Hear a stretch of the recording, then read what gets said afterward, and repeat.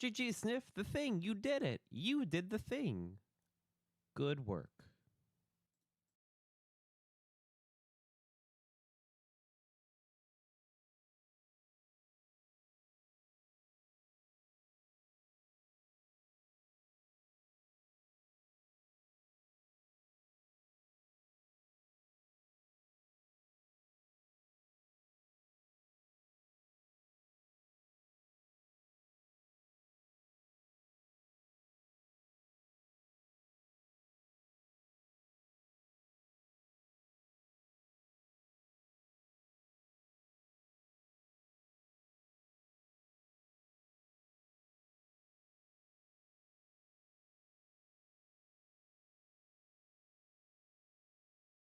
Rocks!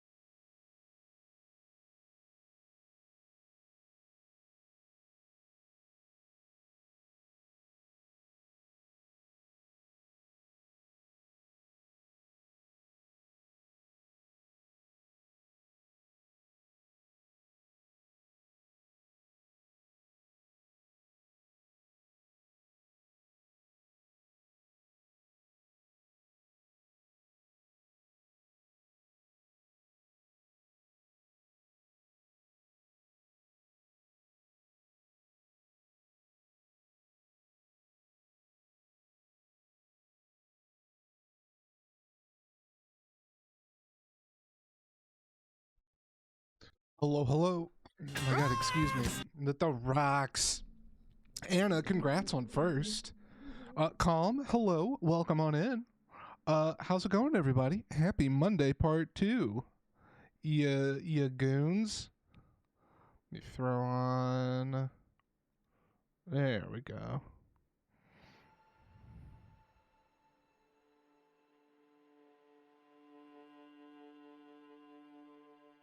One. This was typed by Sesame, my pet snake. I didn't know you had a pet snake, but I will accept their message gladly. Oh man, that's good. I like that. Hold on, let me pull down just overall. I'll leave voiceover actually. Might lower music down like one more. There we go. Yeah, I think that'll work just fine. Good. Wait, did it take my changes? It did. Hooray. Oh my god. How's everybody doing? We live in large. Are we in charge? Happy we're finally done with holidays and New Year bullshit and all that fun stuff. I'm glad. I'm glad that the holidays are done. I like the holidays, but it's, you know, basically from Thanksgiving all the way to the New Year, it's just, you know, it's essentially just like all this party, and you get tired of parties after a while. You know what I mean? You know what I mean? I'm doing good, you know, thanks. I'm glad that like we're getting out of the holiday stuff and like work can kind of exist like it normally does, because the holidays just make it really hard to get in touch with clients because it's the holidays and everybody's got to like fuck off and do their own thing, which I would love to nothing more than to just fuck off and do my own thing. Oh my god. The holidays can be a lot of stress, and it really just depends on like any and all like outside things, you know?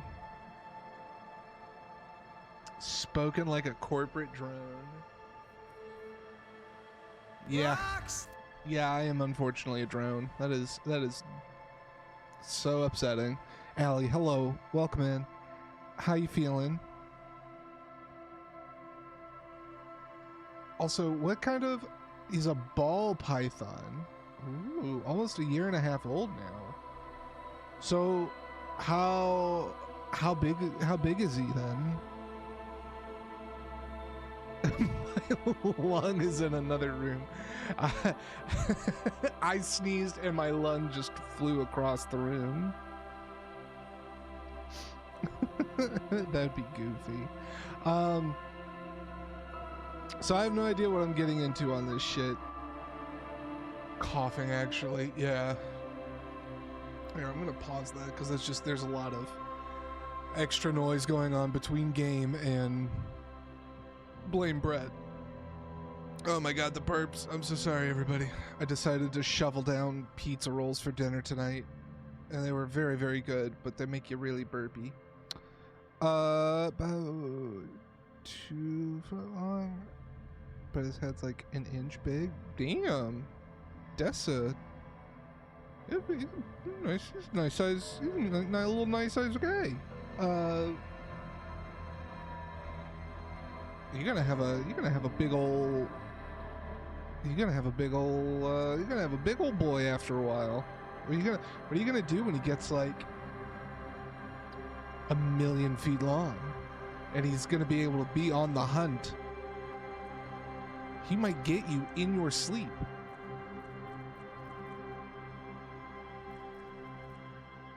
All right. Anything else that I need? Subtitles, maybe? Let's see.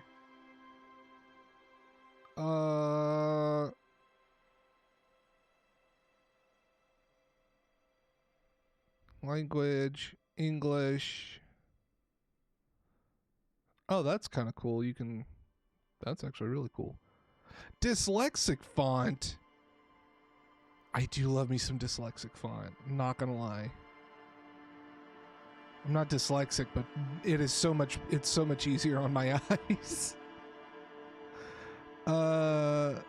Vibration, yes please. Twitch integration. With Twitch integration, streamers can create polls so their viewers can influence gameplay. Viewers can vote for their favorite dialogue options and give temporary bonuses and penalties to the streamer's main attributes. They can also view the streamer's character sheet and journal at any time. Streamer mode replaces certain copyrighted pieces of music with alternative tracks safe for streaming. Let's put that on because I've been bitten already several times with that shit, so I'm glad I came back in here and looked. I'm not gonna do Twitch integration. Love y'all, mean it, but I don't need y'all fucking with my shit today.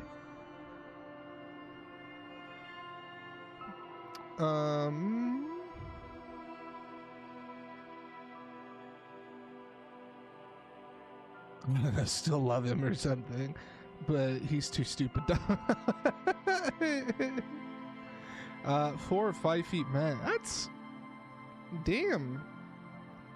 That's still no joke. 4 to 5 feet. That's pretty wild.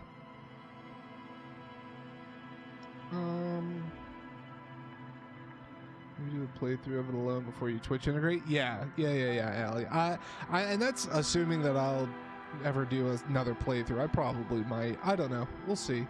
This is not a game that like I normally go for, so I'm excited. What up, DK? How you doing, man? Happy Monday, part 2. Okay, I think I've done my settings. I think we're ready. Let's do it. Oh, Select the archetype. Oh, all right. Thinker. Extremely intelligent, very bad with people, knows interesting facts, comes up with original ideas. 5 intelligence. 1 in psyche, your power to influence yourself and others. Okay. Physique. How well your body is built. 4 in motorics. How well you move your butt. Not the greatest physique, but he's very dexterous. All right. Sensitive. Very psychological. A magnetic personality, but unstable. I like that. But unstable. Physical. Extremely physical. Interacts with the world through his body. Gets things done, but dumb as a rock.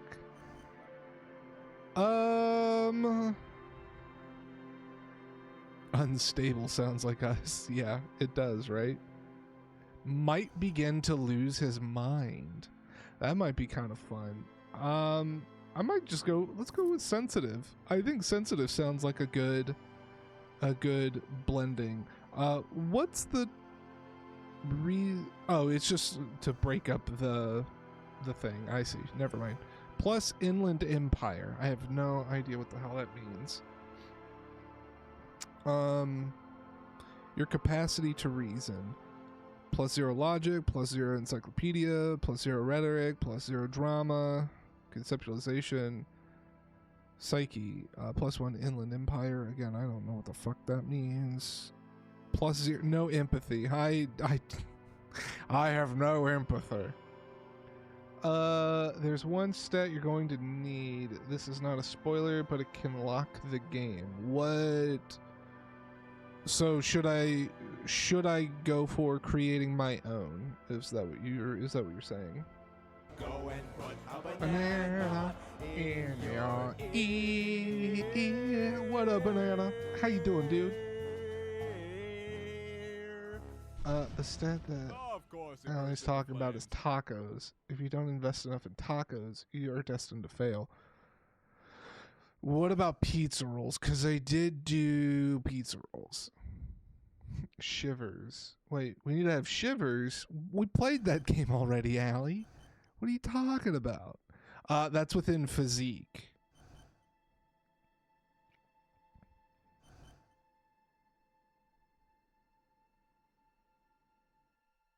Depends on your own character, but as you level up, it's something that will come up.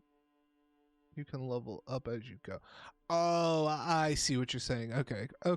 So as I level up, make sure to at least keep the shivers in mind. I got you. Word. So I'll run sensitive and just keep an eye out on shivers. Cool. Word. Surprisingly D&D, Jason. Oh, then I'm gonna do horribly. If I see dice roll on this fucking screen, I'm gonna flip. I'm gonna freak out. Let's go. We're gonna be sensitive. The Furies are at home in the mirror. It is their address. Oh, fuck off. I didn't read that fast enough.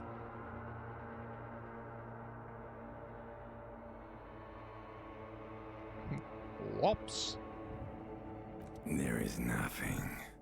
Only warm primordial blackness. You're conscious ferments in it. No larger than a single grain of malt. You don't have to do anything anymore.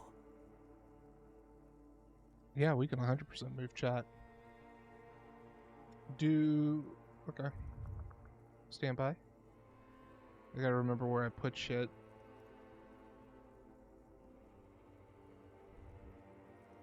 It's not on the screen. Let's go studio mode. Let's go scenes nested.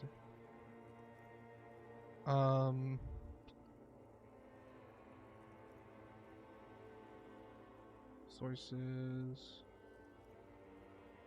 Here it is. All the text is on the right hand side. Okay, cool. Then let's do this. Honestly, here, I'll just hide. Well, oh, there's no fun in hiding. So I'll just stick you guys over there. And I'll also come over here, grab this idiot, pull him over here.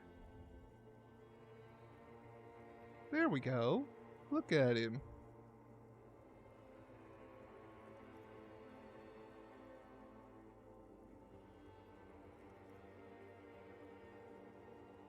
And boom goes the dynamite.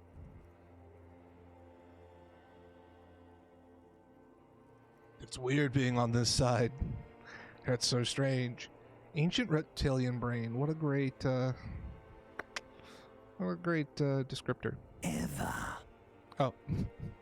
Never, ever.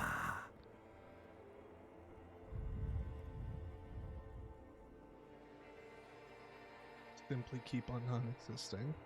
An inordinate amount of time passes.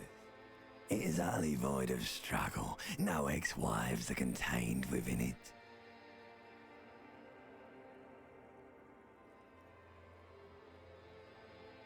Time passes. Void of struggle. No ex-wives are contained within it. You got it, sweet brother. Nothing upon nothing upon nothing. I know you do, baby. I know. The guy keeps talking to me like this. Consider me rizzed. Coming right up, sir. Smooth passage. Alonzi! Let's go. I want to get off now. I like pain and burning light and wanting things from people who don't want to give them to me. Alright. Nothing town to fuck all borough.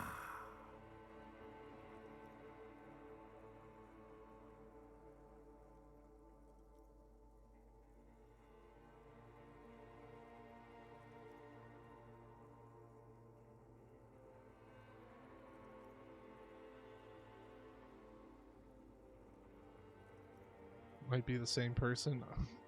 When you said limbic system earlier, I thought you were talking about yourself with your coughing. Great choice, Elder One. It has always been like this, and it always will. The song of death is sweet and endless. But what is this? Somewhere in the sore, bloated man meet around you. A sensation. Like a fly to the ointment, your conscience sticks to it. The limbed and headed machine of pain and undignified suffering is firing up again. It wants to walk the desert, hurting, longing, dancing to disco music. Disco Elysium! My god, roll credits. You can take it. You're a champion.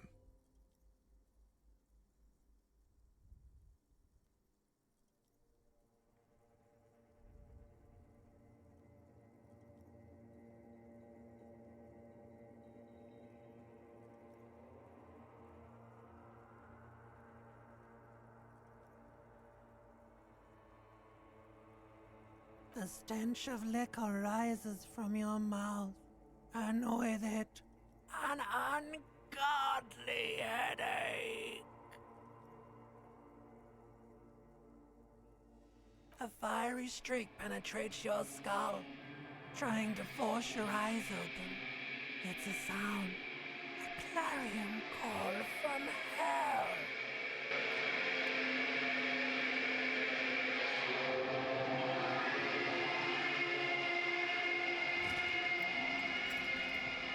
Oh my god, I'm naked as hell.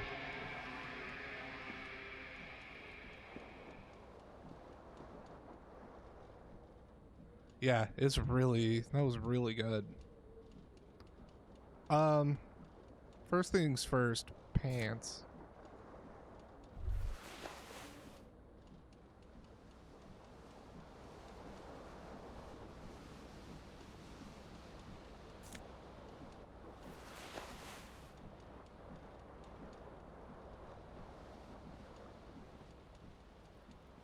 hear a jingle. Keys are clinking in the pocket of your flare-cut pants. It says whirling rags on the aluminium key ring. There is a single key ring. It's me and Unity. Shut the hell up. Open the door. You leave that fat chick out of this.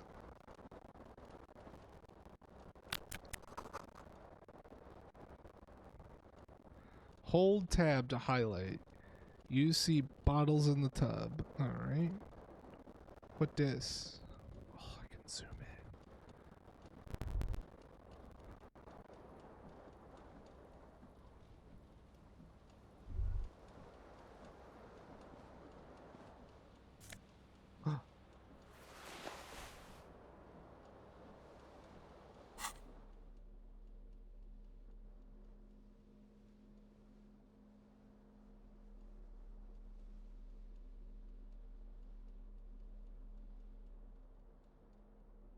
Understand cop culture. Disco ass blazer. Is that what that shit's called?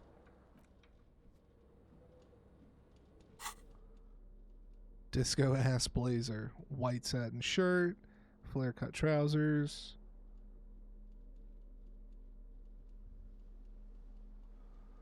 I need shoes. Damn it.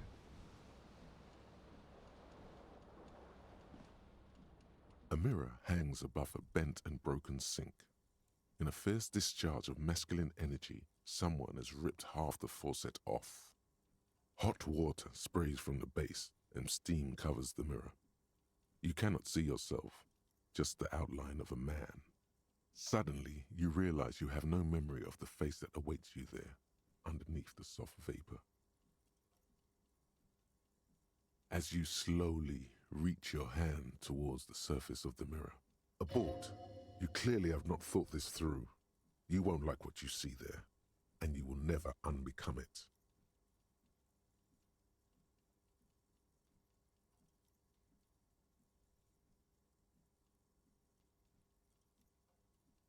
I've not thought this through. You won't like what you will see there. Huh?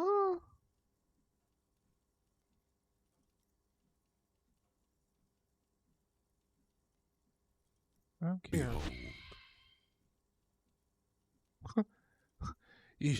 Behold, you're an ugly motherfucker. You have no idea who this thing is, do you?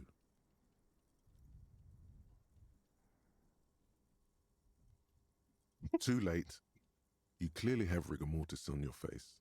Or wait, is that an expression? Are you trying to make an expression with that face? Why? Please stop. It's horrible. You're scaring yourself. Oh my God. You can't stop. It's like it's not even voluntary anymore. You have worn that grin into your face and now it won't come off. What does it even mean? What is the emotion you're trying to convey?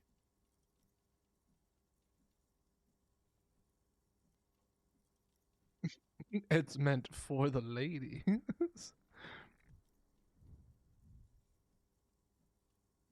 That has been kind of way some sharp to it. There might have been 10 years ago. It's little more than a cadaverous spasm now.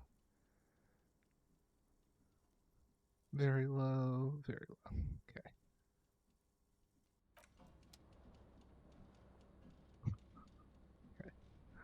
Okay. Let's go over here.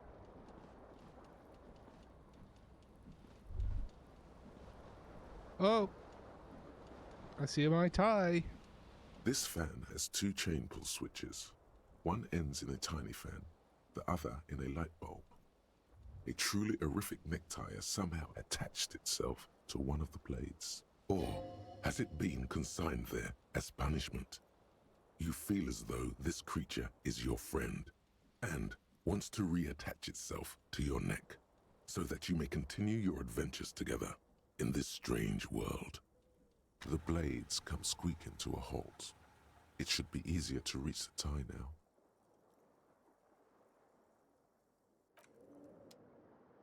This fan has two, or has it been consigned there as punishment? You reach out to grab the tie, but what's this? Diffuse radiating chest pain. Doom comes over you. Uh-oh. This is bad. Feels like sharp stones grinding in your chest and keeping you from moving. For quite a long time. Still ongoing. Now is a good time to start worrying. Finally, the pressure recedes. You find yourself covered in cold sweat and trying not to move, hoping it will keep you from dying. God damn, dude. I just wanted a tie. Have a minor fucking heart attack, huh?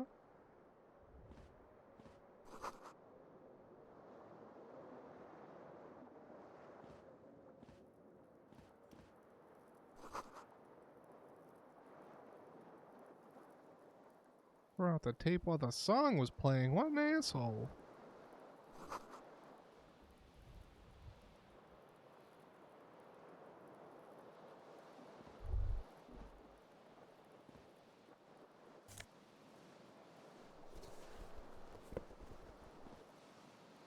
Alright.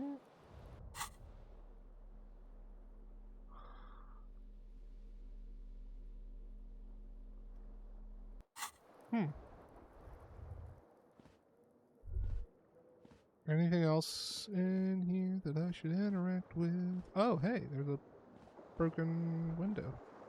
The window stands broken in its frame. Cold wind blows in.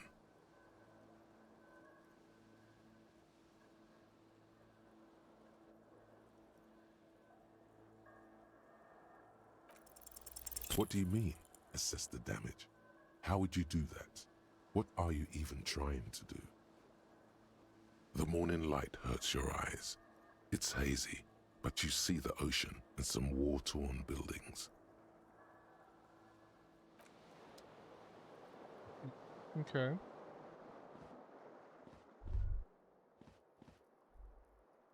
Oh, wait, there was a door back here. Let's go check out this door, baby. See what we can do with it.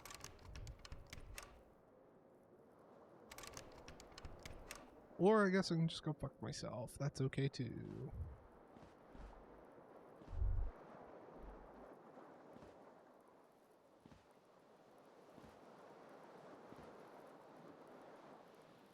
Wait. I only have one shoe on?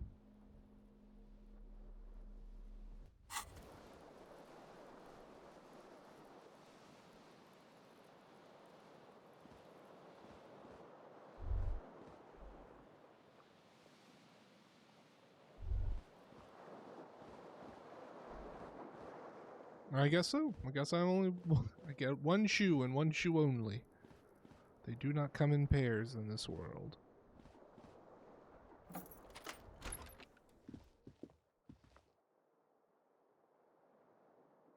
Can I now walk like a normal fucking person? Hooray.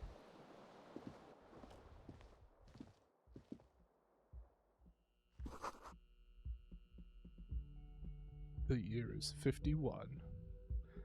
Hello, officer. The young woman raises a cigarette to her lips.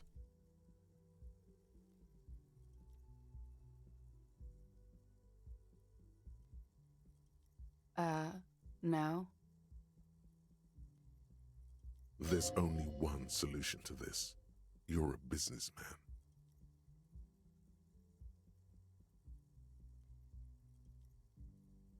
The young woman shakes her head slowly. Chief Technical Officer? Hey, bruv, what's going on? Allie Anna sniffs. Allie's just in chat, so Allie is unfortunately under the weather. So no Drew, no minimal Drew today. But it's good to see you, bruv. I hope you had a good holiday season. No. You're a police officer, sir. You're shitting me. I'm not. Unless you've been shitting us all this time.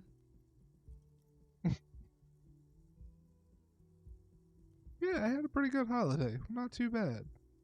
You've been here for 3 days. On official police business, no less. Couldn't say.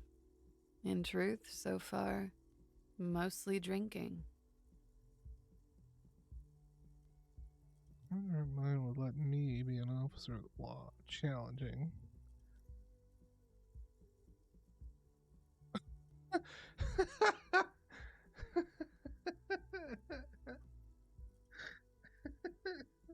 Yeah, just right out the gate, just try.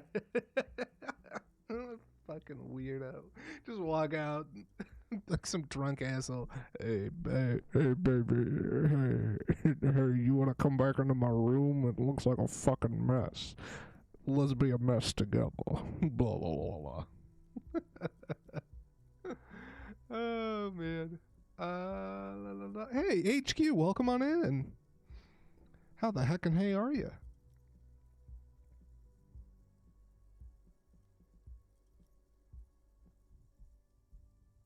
How's the dice rolling? Not good so far.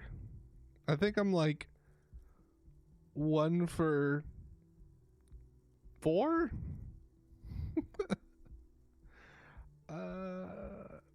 Reminder of the thing. Yeah. Friday's the open for the open network test. I put in my email for the thing. We'll see if we can get in on Friday. Could it be because of the drinking?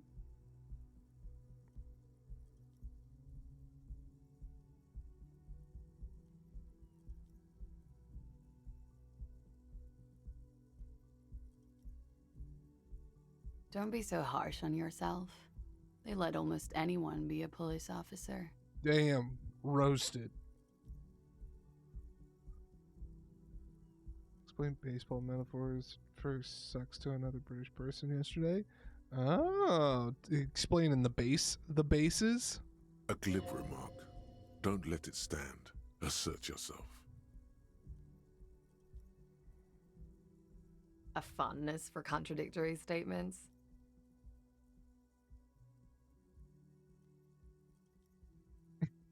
I'm sorry.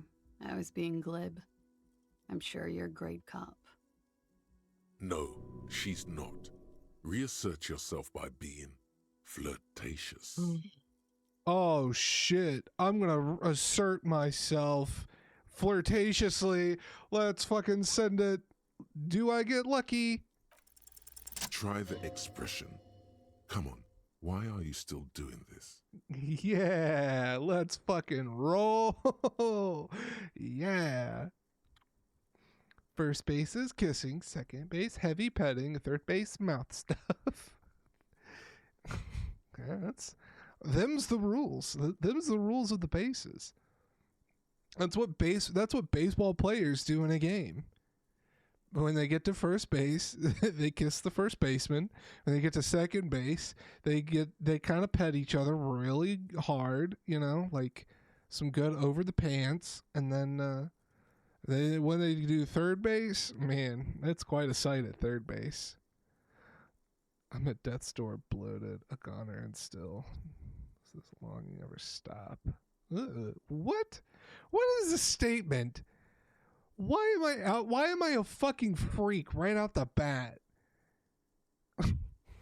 Alcohol raises testosterone levels, especially in men. The levels remain elevated after inebriation ends and the pain begins. You seek comfort. It's only natural. Damn. She puts out her cigarette.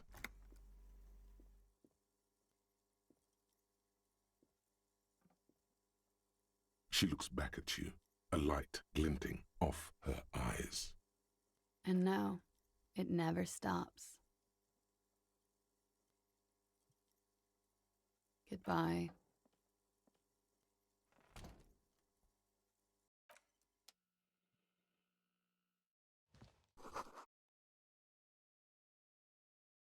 It's still smoke. You pick it up and you just start.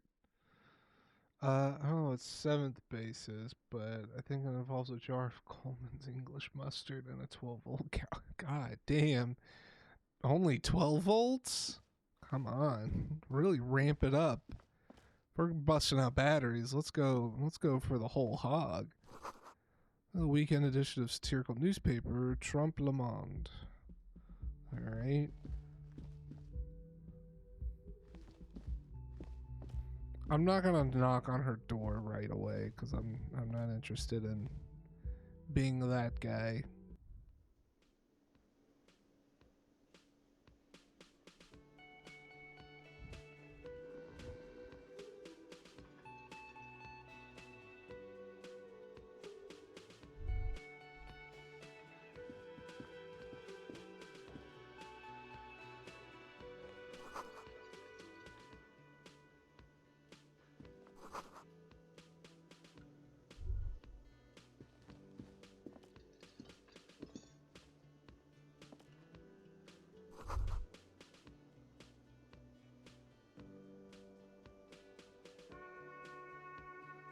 You should totally sing karaoke here, the first chance you get. Your emotions need to be expressed. People need to know your vast, oceanic soul. Yeah, I want to pour my heart out into the thing.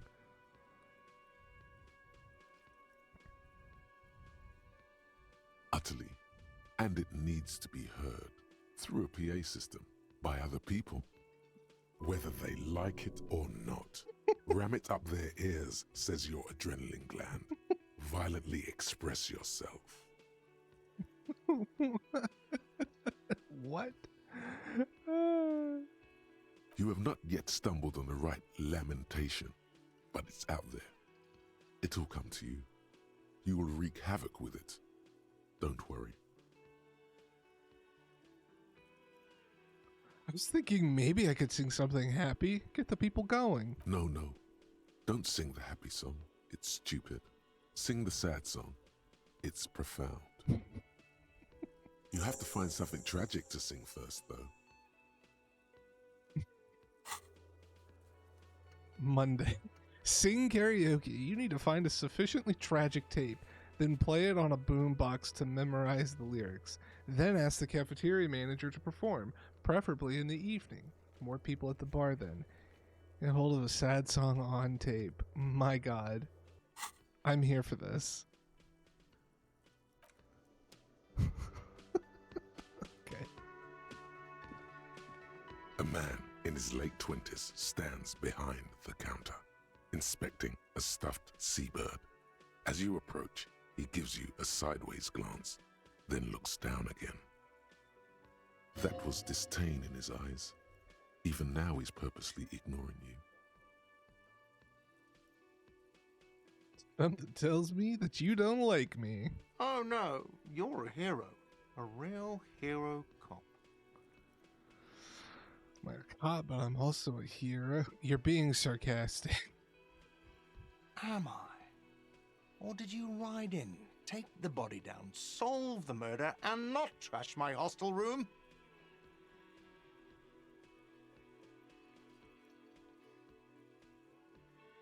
No, you see, actually, you didn't. You haven't done anything even remotely useful since you got here.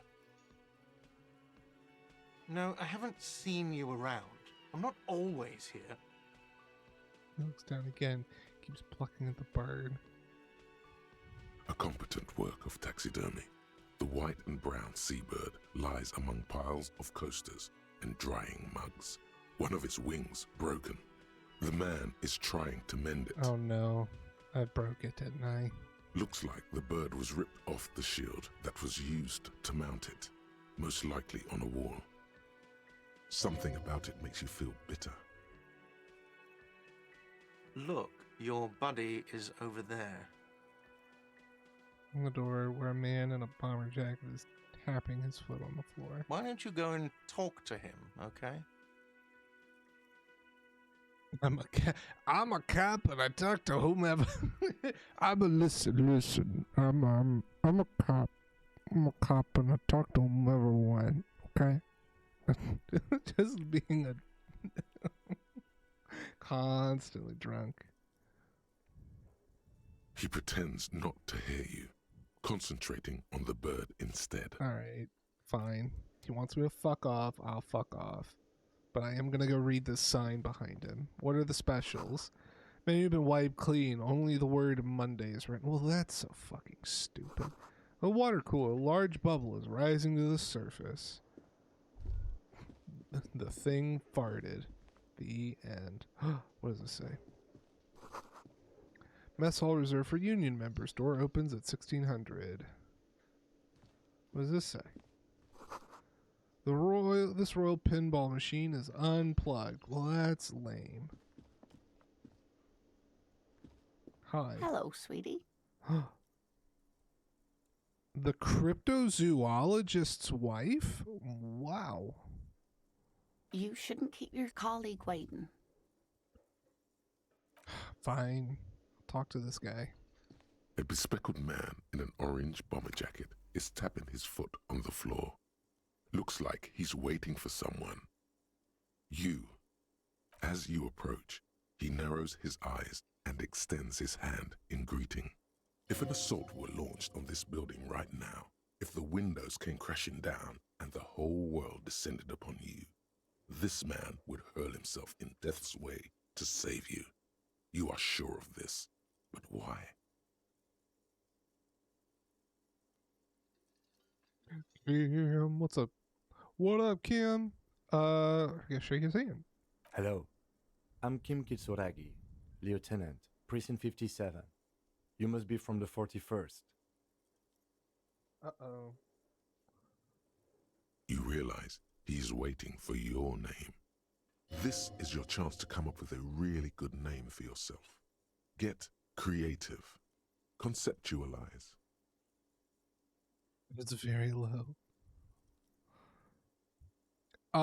Okay. I don't really... Fuck it. Let's go for it. Raphael Ambrosius Cousteau.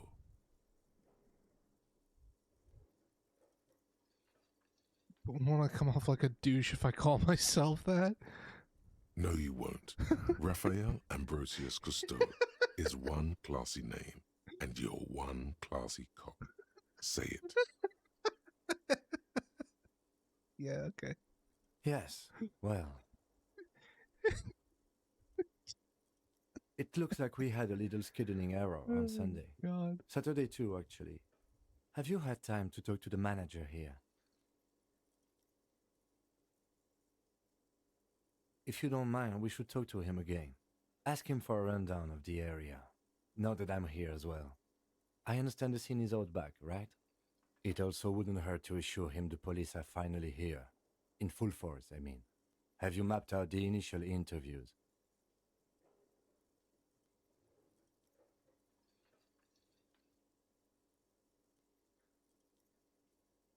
Yes, the police. I am aware that I am a policeman.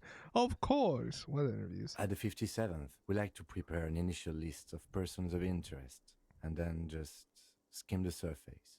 Prepare the field, get to know the players. You don't do that? Maybe it's not an inter-district practice.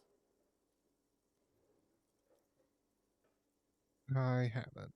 Okay, we'll have time for that after we take a look at the coroner's case.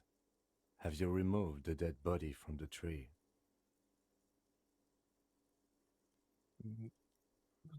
Dead body? Mm-hmm. A dead body? Mm-hmm. But dead body. Mm-hmm. Okay, fine. Then no. So, the body is still in the tree. Sure. This is the first time you detect a weariness in the lieutenant's voice. It is obvious he would have preferred for the body to no longer be in the tree. Yeah. Where it has been hanging for 7 days straight. We should go there as soon as we are done talking to the owner.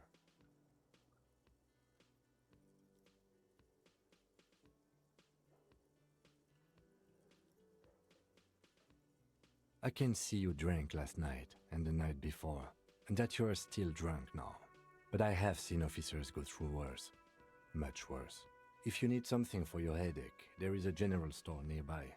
But as I said, the dead body should... A painkiller would be good about now. This thing is pulsating with discomfort. The best cure for a headache is, of course, morphine. They won't have that. So cigarettes will have to do. What a leap. You know what would be great for this headache? Some goddamn morphine. Wowzers. I guess let's get going then. After you, officer. If you're about to embark on an investigation, shouldn't you have a badge? You mean you don't have a badge?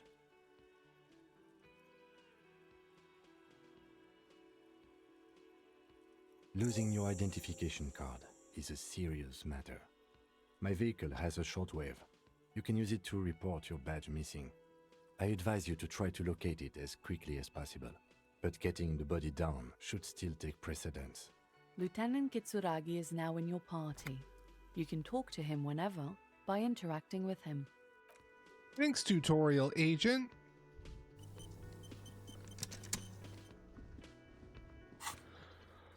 Okay. Inspect the body hanging in the backyard of the Whirling in Rags. Inspection. Suppress the urge to throw up and approach it. Okay. So let's talk to the manager first. The man with the unimpressive beard notices you approaching. He drops the... Mr. Gart, right? You run this place. Yes. I am Kim Kitsuragi from Precinct 57. This is an inter-district investigation, so joining me from Precinct 41... The Harbinger of Ruin. Currently in between names. Right. Now, I know it took us a while to arrive at the scene. It also took you a while to call us and report the dead body. It was you who placed the call, yes? No, I only just got here. It was probably Sylvie who called you. She usually works the bar here. I'm only temporarily taking over her duties. Do you have her number? As a matter of fact, I do.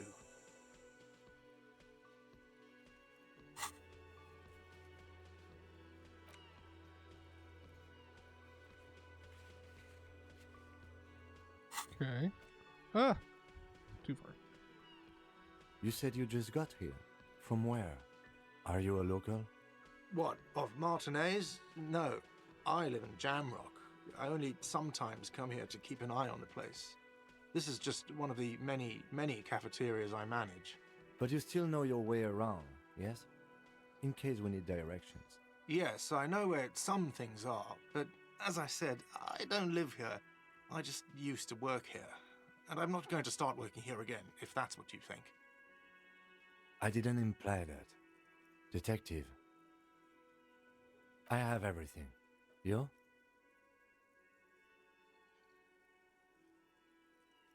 Yeah. Yes, yes. He means, do you have questions for me, like a police officer would?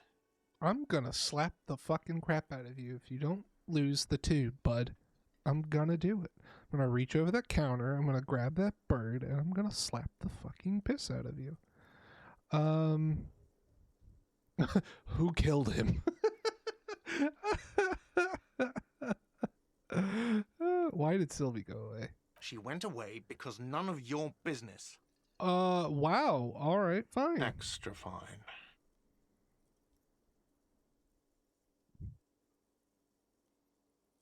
Behind this building, there's a courtyard. They hoisted him up on a tree there. That's easy. See that door there? First you exit through that. Then, to your right, you should see a big hole in the fence. A really big one. You can get to the courtyard through there. No need for the keys. The hole is big enough for the Franco-Nigerian cavalry to fit through. Does he want you to feel guilty of making that hole? It's implied in his voice.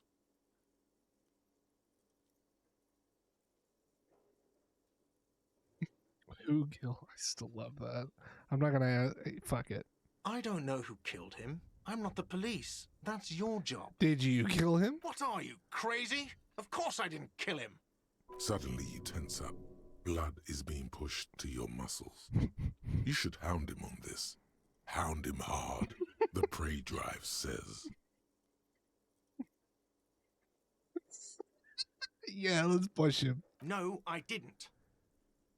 I didn't. I don't appreciate this. What is this? Do I have to answer him? Is this mandatory? The lieutenant stands motionless, his expression unreadable. Dude, he has some kind of sick kick kind of calling What him. are you, an idiot? I told you I haven't killed anyone. Anyone? Have you killed someone else then? He ignores you. Wow, yeah, that's a great way to... Okay, that's all. Let's go. Not so fast. You owe me 130 real.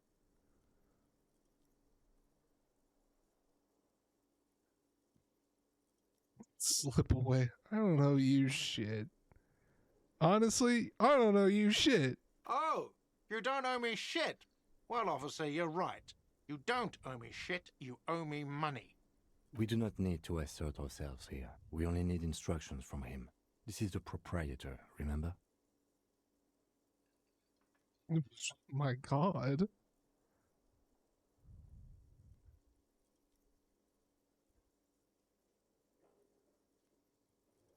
You know, I get this all the time. Some hobo comes in here or some backpacking arsehole off the boat. The next day, when they can't make their fees, they get aggressive. I just never thought I'd be in this shit with a cop. Please, just give me the money.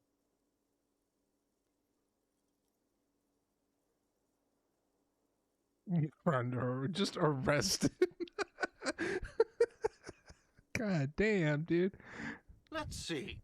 3 nights at a tariff of 20 real comes to 60 real.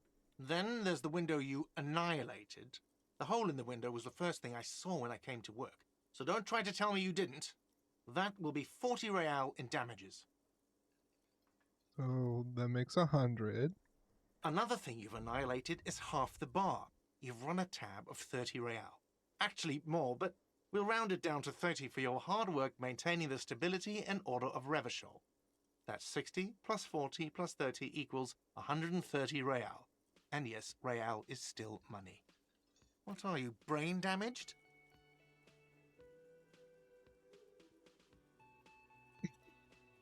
Just gonna fucking be honest here. Money is what grown-up people use to pay for things. Things like this hostel room or 8 bottles of potent blend and 9 packs of Royal Extra. We use it for everything, really. Where can I get this money? I don't think I have any money.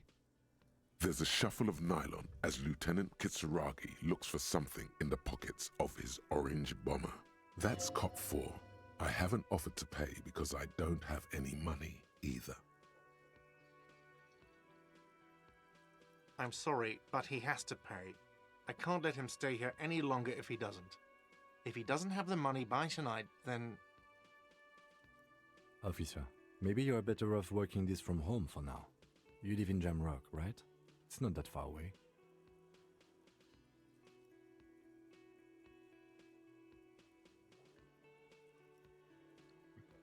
Don't remember where my home is. Officer, you really need to take this up with your station. I have a shortwave radio in my car. Call them, ask for assistance. We have to get this investigation started now. Good luck.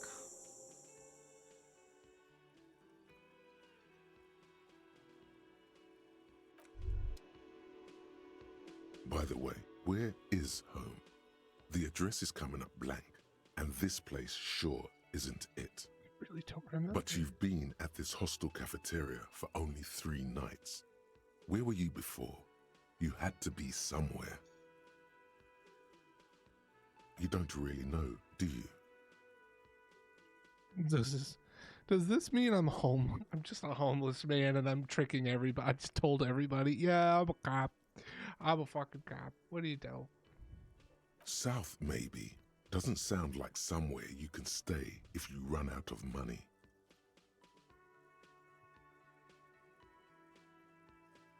Fuck everything. Hobo cop. I'm not gonna do that. You can try. Run some addresses in your head when you get the time. Maybe a street or an apartment will appear.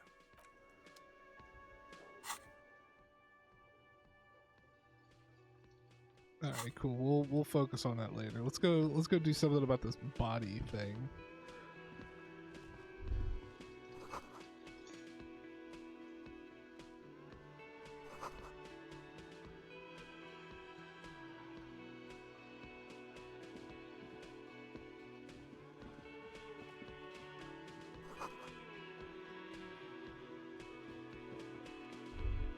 How the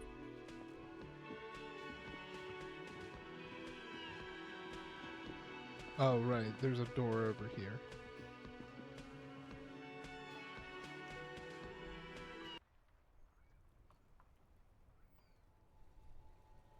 Oh, that way.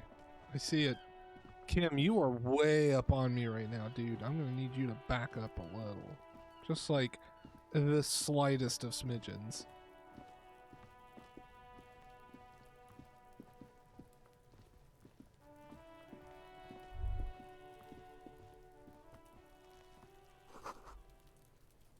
Well,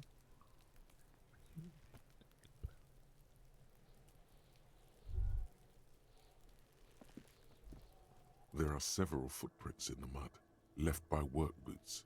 Anywhere from 6 to 12 pairs have walked here. Heavy workers' boots with reinforced toes and hobnails, all over the yard. What do you think you are? A super detective? You're hungover. These are just dents in the mud. No pattern emerges hold for on the a second. time I need to being. answer her. My wife.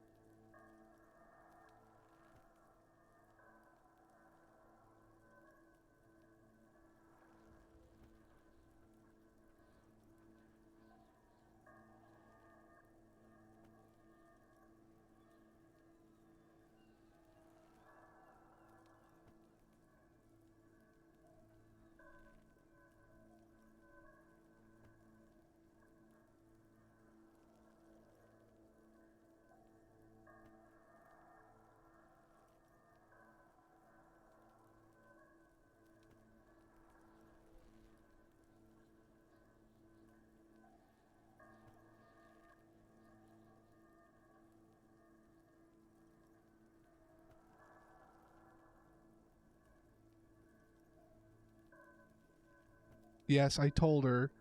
She says hi. Yeah, thank you. I guess I could have just done this. We're at. I could read your. You stay away from my. You stay away from those. To my. I'm gonna do this next time. You'll never know. When I do this, you'll never fucking know what I'm saying. Even with the mic not muted, you'll never know what I'm saying. Fuck. Anyway, it's about that time for some ads, so I'm gonna run those bad boys. We're gonna do some shouty outy clips for the friends and family around us. I don't know what the fuck that means. We're just gonna run the ads. I'm gonna run the ads. I'm gonna eat a fucking thingy. Yeah, let's run some clippies. Oh my god, I blasted through these things. They're these really cool things. They're called sprinkles, and they're called cupcake cups. These are red velvet flavored. Feet. Feet? Ah! Oh god. Quack, quack. Wham. I'm gonna name this duck Ruiner. Ruiner 3. After my friend Ruiner II. This is Ruiner III. All of these bullying ruiner things back to back. No, we shall never look at this duck again. A truly fitting tribute. You had to kiss me twice to get into that hole, huh? I'll kiss you more than that. Vrow. You need to be careful what you. Beaches, beaches, beaches, beaches, beaches. Y'all don't let me forget that I have to do the frickin' mask. Because I'll Get it, forget. April. Beaches. I think I'm working. Working call? Yo! How dare work interrupt you during work hours? Good old Jim the Jargoyle. Oh hi, Jim! Stupid, unsexy Jim. Thank you, Allie. I appreciate it. I mean, it was like 20 seconds, but whatever. Sallow.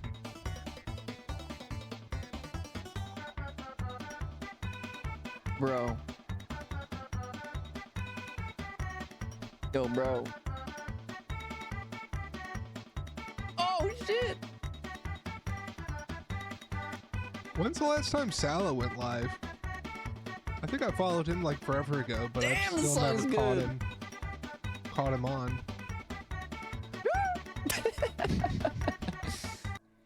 Good for him. He looked like he was bopping. What do you think you are, a super detective? Fine. Make fun of me, brain. Rumors that he'll be back soon. I do love me some rumors. What this? No, don't. The winch mechanism has been oxidizing for years. It's over here. An inconspicuous pile of the roofing material, Eternite. Fuck it. Because it's nice and orderly. Well-laid pallets. Easy on the eyes. No, there's more to this. You get this strange feeling. Ooh, let's feel our feelings. Do you know Clono? Yeah, of course I know Clono. I fucking love Clo. April asked me that same question too earlier today. What has Clo done? what has Clo done recently? Oh, they rated April. Nice. Hell yeah. Hard to say. It's gone now. Feelings pass, you see. Especially the small ones. My goodness. How the webs that we've woven. It's nothing. Someone just left some roofing material slanted against an old shack. All right, but my feelings, I feel like my feelings should be taken into account. The corpse looks at you with bulging white eyes. The face around them does not look human. It's swollen and ready to burst. His lips are fish-like and his tongue like a ball gag in his mouth. You seem to be holding your breath. A cargo belt twists his neck at an unnatural angle. The body below appears stiff. It's letting out an ungodly rot. The smell seeps in even through your clenched nostrils.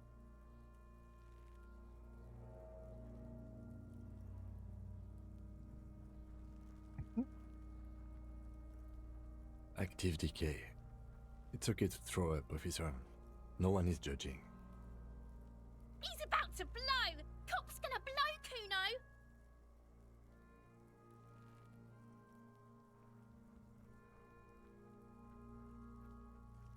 Fuck it. Let's see if we keep our lunch. We have whatever. We got to get this alcohol out of us. The smell is repulsive. It pushes in from your mouth, more instant and more familiar than anything you'd expected. More fever than odor. It fills your mind, flushing you from within. Just let it out. Yeah, do it. Do it. Yeah.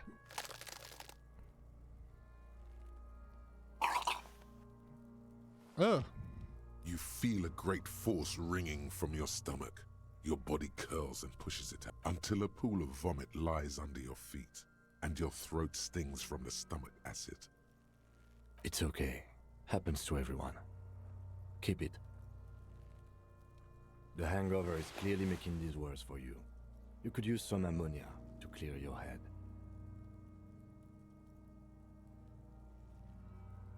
If you can handle the headache, Some officers use it to deal with cadaverine odor. I can't handle the headache. It's more likely he can handle the smell, unlike you. There is Frit nearby, east of the hostel. They usually have a small apothecary. If they don't... There's a greenhouse here, and a gardener with a wheelbarrow on the corner of the whirling in rags. If she works here, she might have something for the smell. Acquiring ammonia will provide a modifier to the white check. Modifiers make checks easier and allow you to retry them.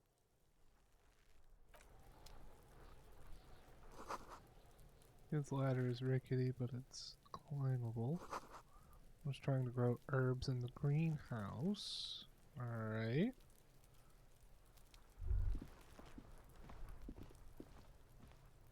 Let's talk to the kid, I guess. Kuno's got this. Oh yeah, Nappa Gumpy, Kuno!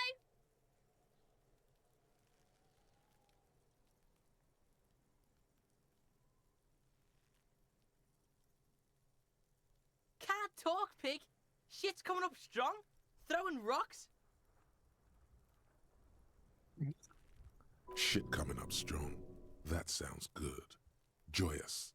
You should hang out with this kid and see what that juicy shit is all about. Yeah, the juicy shit. I mean drugs. The kid's on drugs. Yeah, Kuno! Ride the lightning, Kuno! Kuno's riding it, see?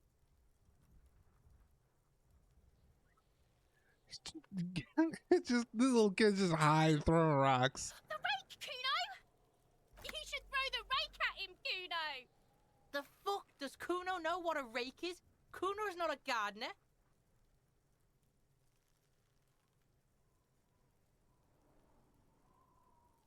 Hey kid, you want to hang out? I'm not a narc.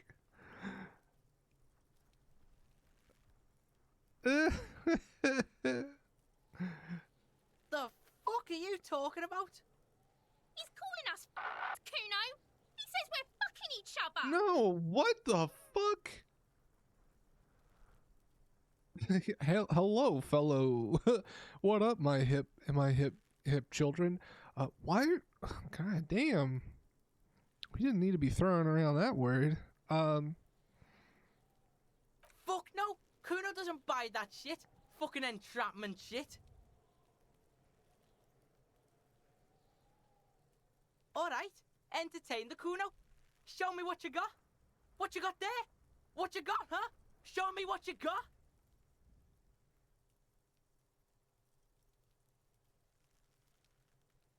Right, pig. This is where Kuno plays with his little wooden choo-choo. Fuck do you want with it?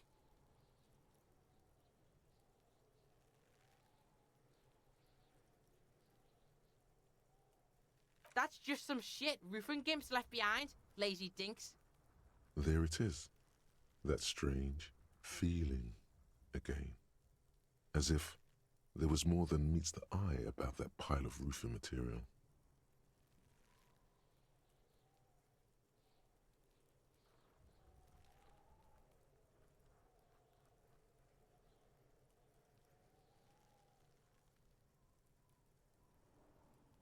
I don't have a single normal.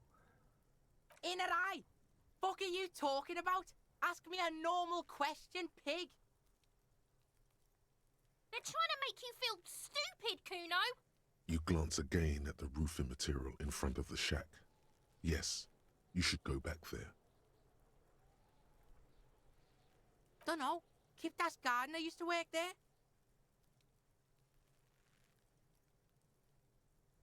Yeah, that's what Kuno said. She couldn't handle the heat, so she took off. Kuno can take it. Shit's nothing to Kuno.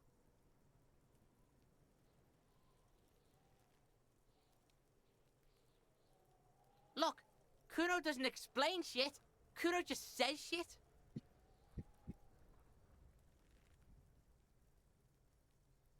No, it's not fucking Kuno's. It's ancient. Look at it. He thinks you're fucking fool, Kuno! He says you climb the ladder up to your magic treehouse. Get the fuck out of here, pig. Kuno doesn't have a magic treehouse. Yeah, whatever. Kuno doesn't give a shit. Shitload, pig. What's your question? Don't tell the pig shit, Kuno. If I were to want to waste my time, which I do not, I would ask them who he is, how he got there, and the usual. You have no idea what the usual is. Just ask whatever comes to mind. Kuno's fuck imp. Kuno uses the fuck imp for target practice. End of conversation. Very strong. You should be this stoic. Okay.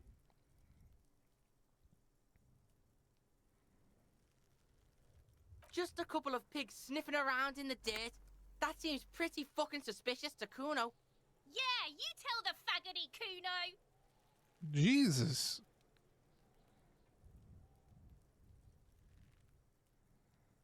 Probably climbed. Kuno was busy down the road when that shit went down. You heard Kuno. Kuno wasn't even in Martinez. Kuno wasn't in Revachol. Kuno wasn't regional.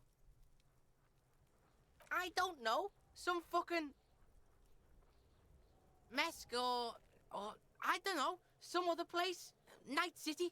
Kuno was in fucking Night City. Kuno gives this info out on a need-to-know basis, and you don't need to know. Kuno didn't smoke the gimp, if that's what you meant. You're testing Kuno's patience. Get lost.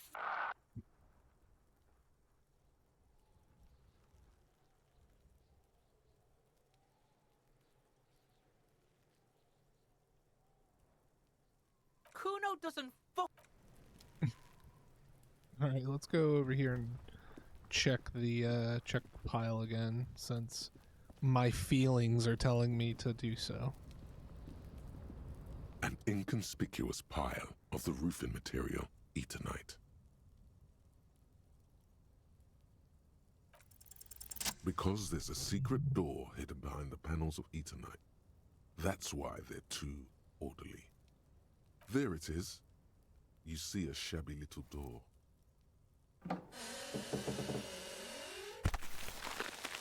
Nailed it. What is this then? A tool shed? Let's investigate. Oh, you're gonna go like around. I don't need that. Let's just go in. They said, oh, teenagers scared the living shit out of me. What is up there? Maybe it'll make me bleed. Oh, hell, I just got myself some money, honey. It just says, get out of the way or get fucked up. Alright. A silver plate with traces of bone yellow powder. An empty tube of magnesium supplement. Cured pig's head. It looks mummified. Be still, my beating heart. It's amphetamine. Sweet amphetamine. The lieutenant isn't studying the powder in the mirror. He's studying you.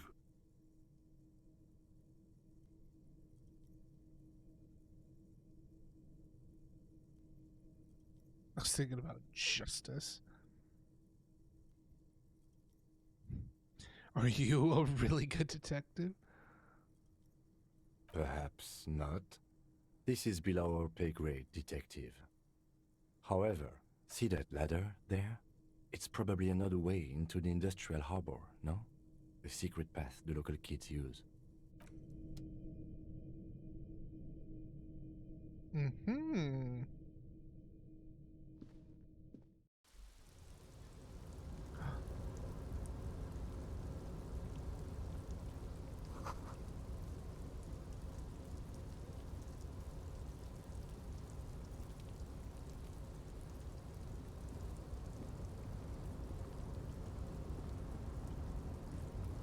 Oh, I see. We're about to...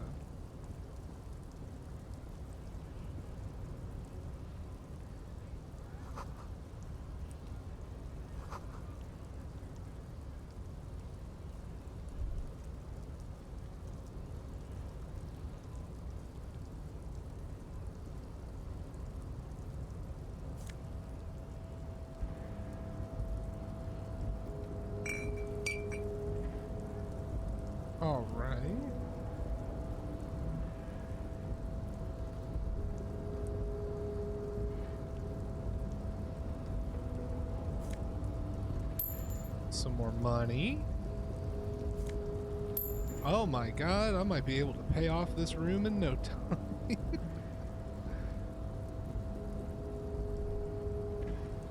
Where?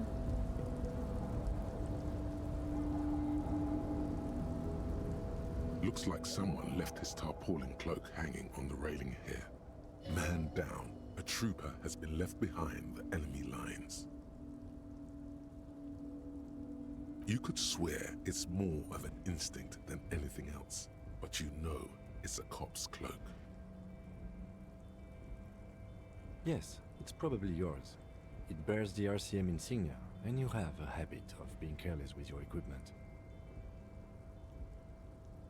You could probably make the jump. You look like you've done some track and field in your day.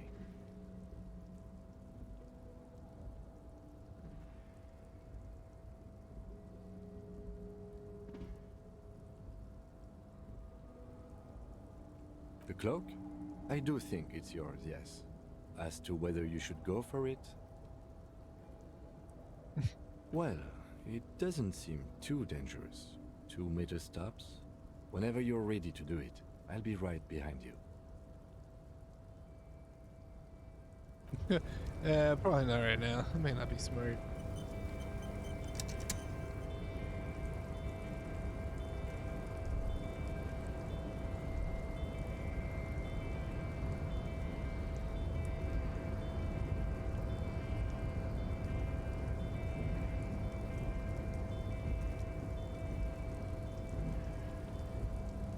Is there a way? Well, at least not over here.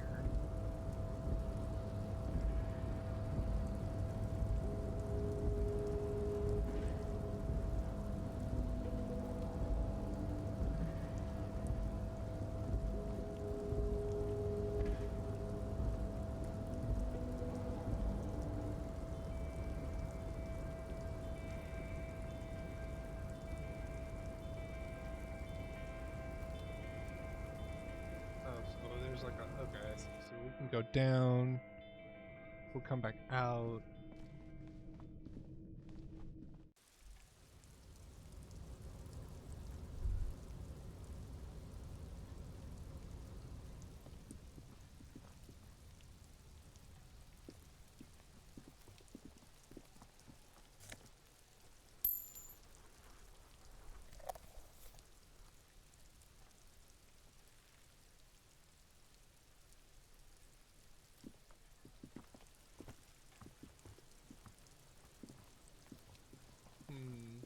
Okay, so I guess we go find, oh wait, look at whatever this is.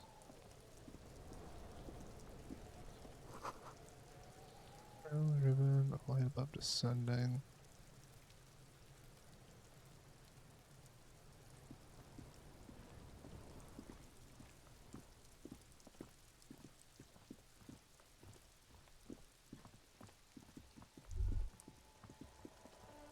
All around you, rain falls on the great city of Revachol.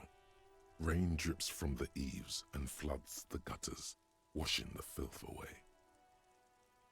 The spring thaw must be here. The snow is melting.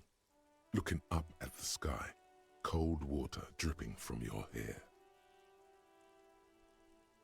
Grey sky like great battleships, clouds colliding with one another. Rain falls down on the world. Your shirt sticks to your chest. The shoulders of your disco blazer grow heavy. The cold finds its way in under your skin. You shiver, and the city shivers with you. Sheets of rain over the water, a flight of stairs leading into the ocean. Wave after wave washing the coast of Martinaise, with its motorboats and gently swaying reeds. The ruins of a half-sunken sea fort crumble on an inlet beyond the Bay of Revachol. Ghosts rise into the sky. My name is Zach Bagans, and we're here to look for ghosts. We're the ghost hunters. This is Ghost Adventures. The skyscrapers of La Delta, the financial district. Faint golden light seeps from the office windows. Will you ever go there? No, you are just one of the hundreds of thousands who watch them rise across the bay from Martinez every day. Urban coastline, rain dripping off Eternite-covered roofs, cinder blocks left over from half-finished construction, a defunct research and development building once seized by revolutionaries. An old wooden church stands on stilts above the water. Coal City, end of all lines. Your hair is an oily mess flecked with ash from neighboring coal plants. Smokestacks rise somewhere in the distance. The great gates of the industrial harbor are locked. A chill runs down your back. You shudder like an animal trying to shake water from its hide. You shudder looking down at your feet. Dirty rainwater runs veins into the plaza's snow. You realize you still have only one shoe, nearby on the balcony of the Whirling in Rags hostel cafeteria. A single crocodile skin shoe now fills with rainwater.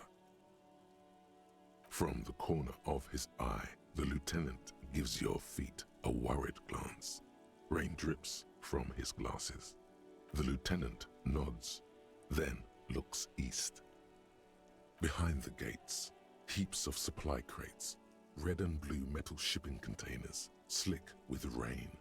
The Greater Revachol Industrial Harbor is an artificial mountain range. Immense wealth resides within, and immeasurable poverty in its shadow.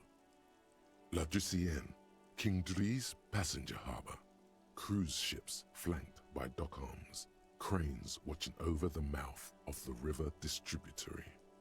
Couronne, the lower middle class. Distributary after distributary cuts the city blocks in half.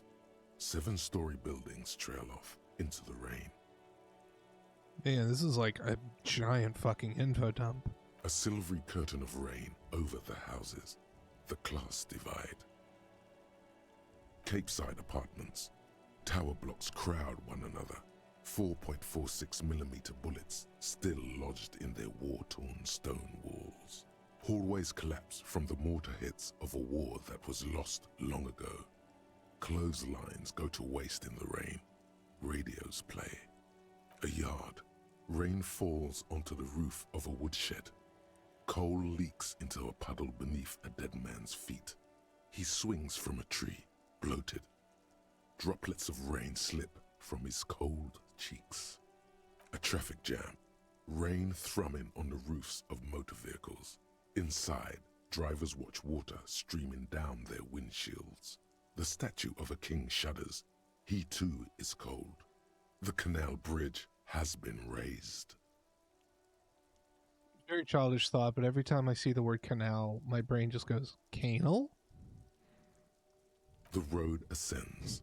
A raised motorway loops above the ghetto. Beneath its concrete columns, a sea of rooftops, woodwork, and tar stretches northward. 4-story buildings as far as the rain can fall. The snows melt in Jamrock. Revachol is the capital of the world. Jamrock is the capital of Revachol. Droplets form on your eyelashes. It's home.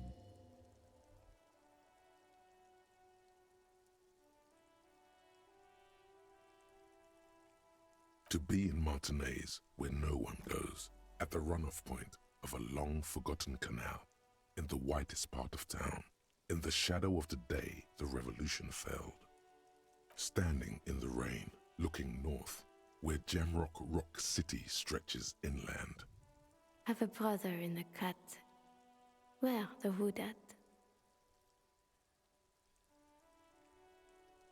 In the rain-swept distance, above the rooftops of Jamrock, a repurposed silk mill stands perched above the motorway exit.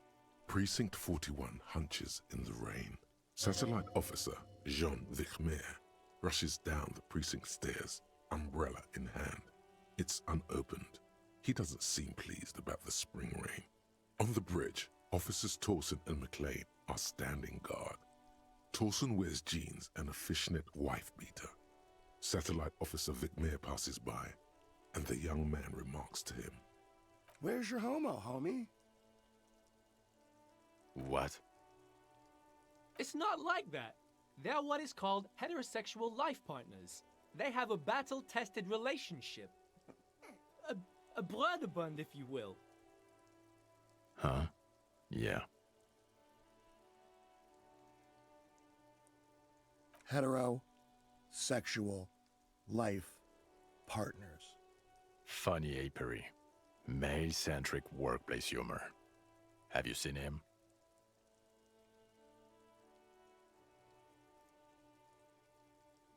Is there something wrong? No, nothing. It's just... Judith went to his place and found the Monday mail unopened. I think he's still there. You didn't drink with him over the weekend, did you? That would be irresponsible. With that animal? Never again, man. What is he, still down there? In, south of the interchange? What was it? In Martinez. He's in Martinez. Your vision blurs. You wipe your face with your hand. The rain stings your eyes, making you look up and blink. Coalition aerostatics hang like apparitions under the cloud cover. Way up there, where rain forms, rotors flutter silently. Your sight clears. Collapsed storm drains, old sewage systems flooded with rainwater. Hidden weapon caches from the Revolution, doors leading down to Le Royaume. The catacombs to which, for 3 centuries, they delivered the blue-blooded dead. This rain will not let up anytime soon. You should get a raincoat. There's a freight to the east. They sell them there.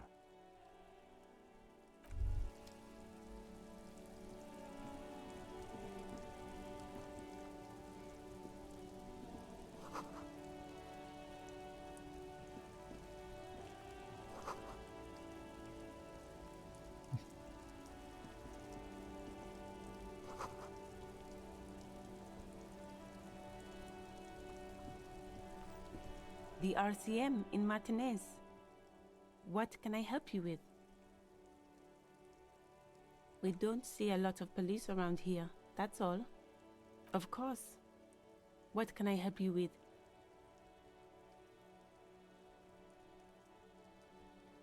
Sure, I'm done with it. Go easy on that stuff. It gave me a terrible headache. Of course. Where to? No problem. Excuse me? She's uncomfortable. Maybe you should drop this line of questioning. She shifts in her seat awkwardly. Of course. I won't hold you back. Her gloves. You get the feeling that you need them. You have a dead body to deal with after all. Sure, keep them. I have another pair. Look at that. Look at that. We got some gloves, baby.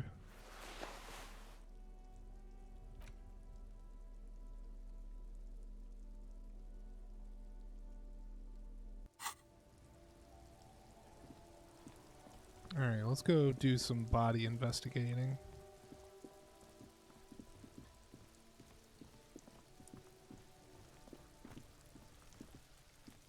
There he still is, looking right through you with his white eyes. The active decay. He's about to blow! Cop's gonna blow, Kuno!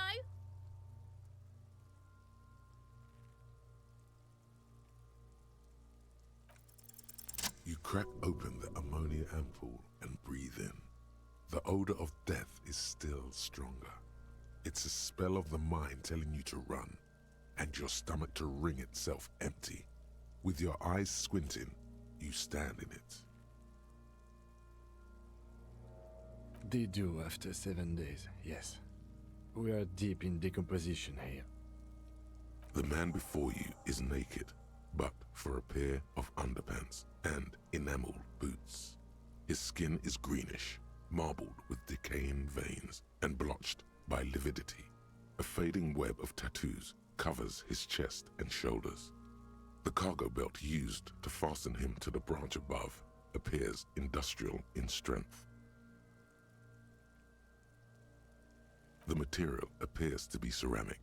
Its clean white stands in stark contrast to the decaying flesh above the knee. The man wore thick polymer socks, probably for padding. A fine array of interlocking plates covers them. Delicate and fragile, they feel alien to the world around you, out of place somehow. They are armor, no boots. Technically speaking, these are sabatons. Ceramic plate, zirconium dioxide most likely. This is where the make would be. Under the heel, fair weather model T500 VE. I'm guessing that's vitreous enamel. This is advanced stuff.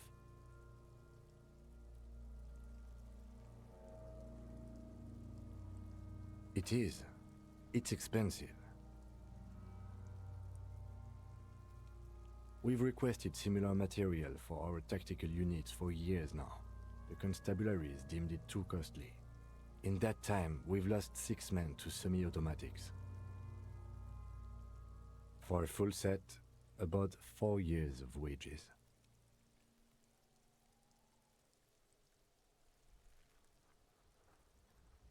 By catching, do you mean, let's not log them as evidence? Let's steal them? What was that about the constabulatory before? You need to push some buttons if you want to recruit the lieutenant in a conspiracy.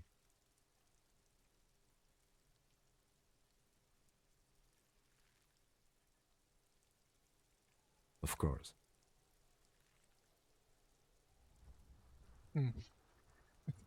I like how they set up Kim, because Kim can either can help you can kind of help be like a bulwark against what you might be thinking, but he also just seems pretty ride or die, which is really funny. The locals probably scavenged it. It would be odd if he had more on after 7 days. We should keep a lookout for these pieces. The armor could yield information. Maybe he'll know something. If you wear those pieces, it will help me protect your mortal coil.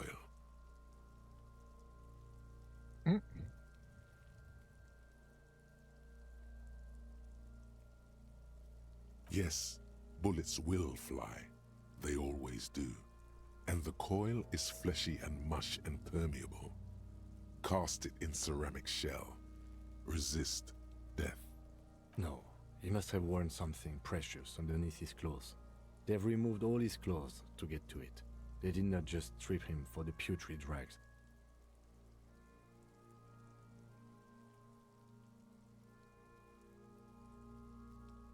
They usually hang them completely naked for that.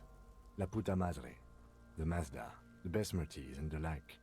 This one still has his underpants. Fucking talking about underpants. Thanks, kid.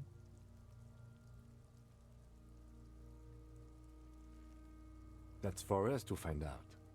My initial report on the area suggests he was a security guard for the harbor company, but that's just hearsay. I agree. This equipment is way beyond what a guard can afford. A small bell-like sound fills the air, like tapping on the side. Suddenly your biceps coil up. Your elbow is sharp and cocked for a punch.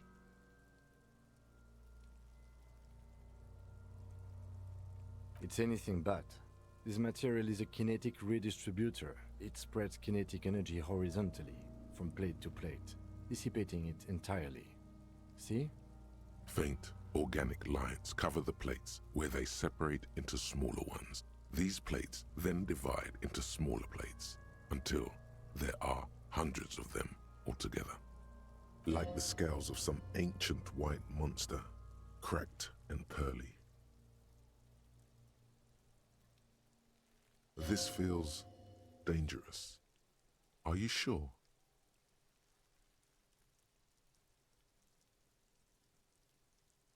No, that's The sabatons dangle off the man's decaying form. Agent, the cadaver slowly twists on the cargo belt. The hangman's knot is pulled tight by the weight of the corpse below. Yellow, hard-edged polyester cuts into his neck. Above, a sliding buckle ties the belt to the branch. Oh my, there's something on the belt. A familiar word that speaks to the thirst within you. Vermilion, in yellow letters, along the length of the twisting cargo belt. Only a deep longing for vermilion golden spirits lets you decipher the fading logo of the local brewery. Extremely. Industrial strength. The kind used for tying cargo to lorries. Like in a circus. When the circus leaves town and they tie a black-spotted giraffe to the wall of a carry pen. Well, I can't come up with anything other than a harbor. Like in a harbor? Yes, it looks like they used whatever was on hand, paying no attention to not incriminating themselves.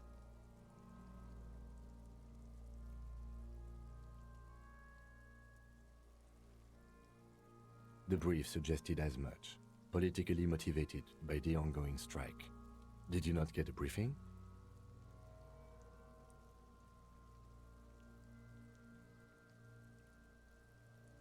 Okay, you should ask me for one the first moment we get. Yeah, that would be a good thing to get a hold of. It's not merely polyester, it's steel reinforced. See these lines? This is where the wires run. I see rabbits for more than 20 strands. This makes getting him down much more problematic than I had assumed. The cadaver hangs from the cargo belt. An intricate web of blue lines stretches across the torso, from the right shoulder to the solar plexus. Each time they intersect, a small white star is formed in their crossing. Hundreds of fading asterisks riddle his skin. Their concentration is highest around his heart. His corpse is marked by stars. Alcohol and heartbreak. Your fist clenches suddenly. It will be riddled with disco. Decay is creeping on the tattoo. Already, most of the canvas that's holding it has darkened. Now, it disintegrates slowly, letting out a stink. A map of the stars. I do see some similarity to astronomical charts. Great Century Messinian, maybe. But this seems more particular. Customized somehow. As if someone left out most of the night sky, filtering it through personal choice. The principle of this filter remains unknown to you. The thought dissipates, and you feel as though you were only half right. So am I. See how Lieutenant pulls the zipper. He takes a thin piece of milled aluminium from his coat pocket and pulls it open. Sounds like a sword being unsheathed. Shit, Kuno! What the fuck is that? An instant color camera.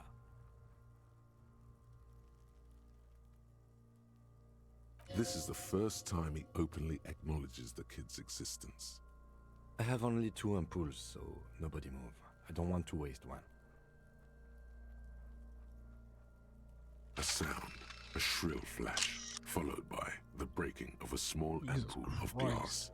You see streams of color pour onto the thick, glossy piece of paper, rolling out. In case we need it.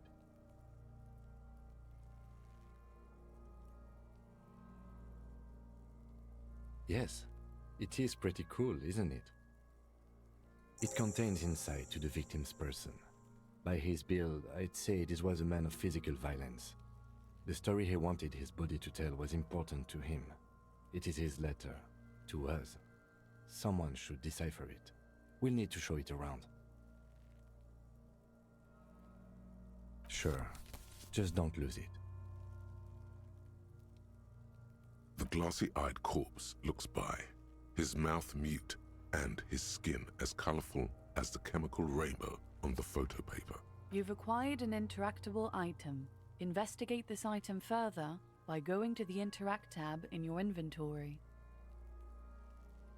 His eyes are milky white and blind to the world, protruding comically from their sockets. There is no one home, just subaquatic terrors. Dark brown hair grows on his head. His face is ready to explode from the organic processes inside. The death's head grin has passed. What remains is an unrecognizable mess. Underneath the curdled meat there is an expression, not carried on his features, but below, inside, an expression of pleasure. This man was experiencing joy at the moment of his death. Ooh. I'm gone.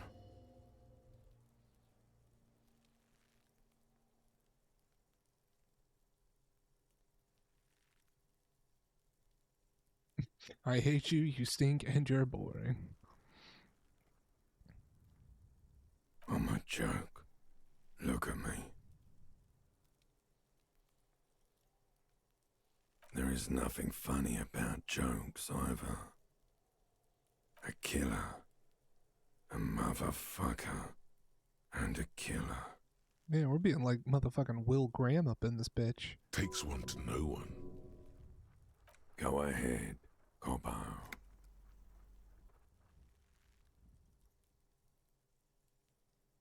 Maybe I was getting my rocks off.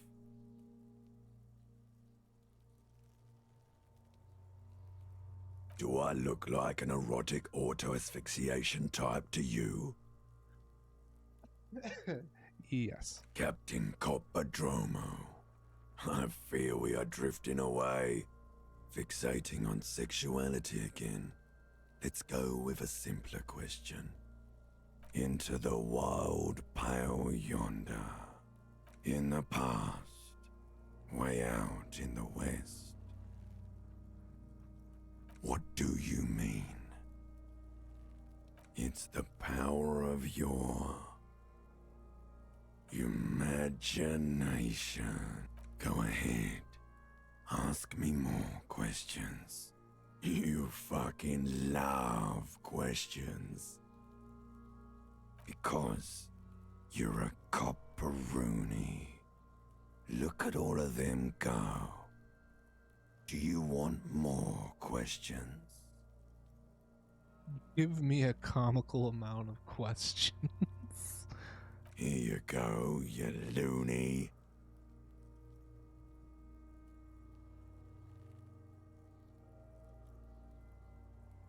Why do I feel like I've forgotten something terrible? Because you have.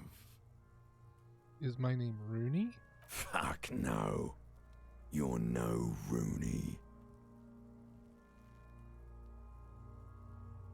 Between you and me, your name is probably Harry.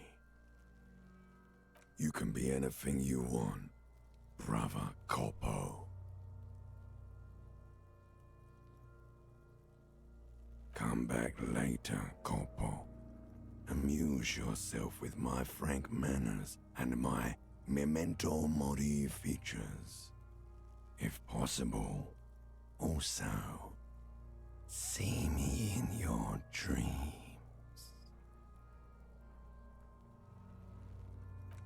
As you narrow your eyes, the monster before you blurs into a violent mess of green and pink. Only the lower extremities are pink with a dash of blue. His fatted hands, thighs, and his neck, just above the noose. The rest of the corpse appears dark green in the cold spring air. The cadaver slowly twists on the cargo belt, his torso covered in tattoos, and extremities blotched pink and blue. As you narrow your eye, only the lower extremities. How should I know why you are squinting, officer? Oh. You are trying to assess lividity. The monster comes back into focus, an explosion of color, coursing with dark marbled veins. So, what do you think?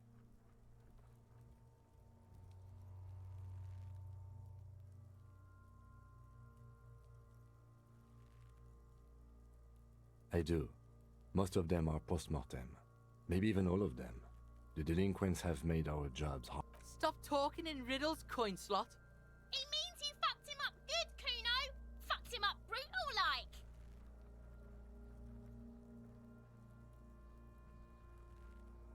I think he was upright immediately after death. Blood has gathered in his hands and feet, and his neck. The noose acted like a tourniquet, keeping the blood in his head. The hypostasis here is in tune with the hanging. That's what I think.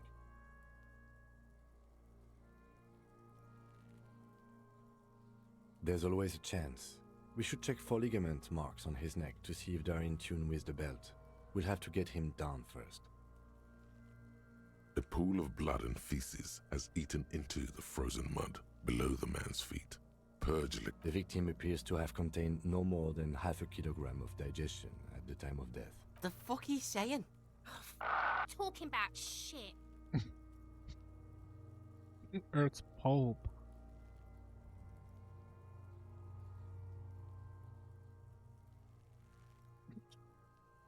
Get around and just yell. Did we? I don't feel lucky. But there is no breath to catch. Only the cadaver filling the air and your nostrils. Are you sure we finished the preliminary examination of the cadaver? We might miss some of these things once he's done.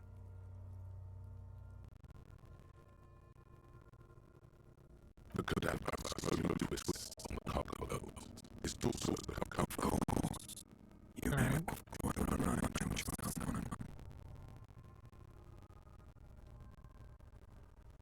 There you go. Look up at that right kid. When guys above have you right.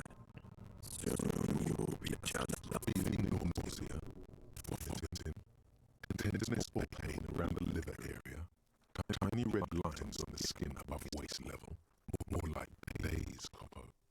The clock is ticking. Your liver tells you so. Come back later, Corpo.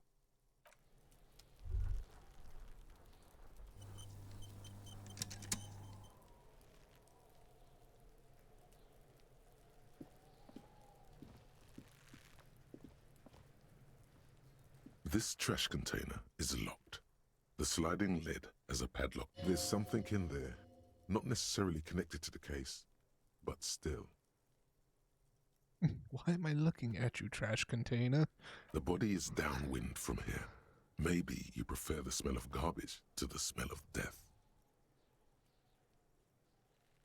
Trash? Food waste from the cafeteria? They lock these containers to keep the derelicts from flocking in. Could be evidence, too. What do you mean, feel?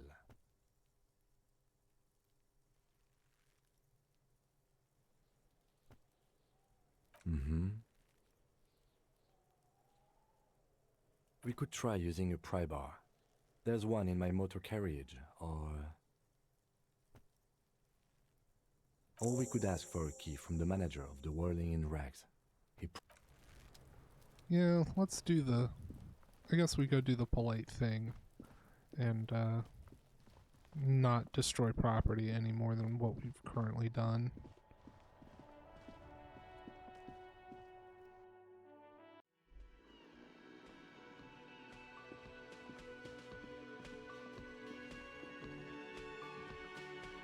Can I help you?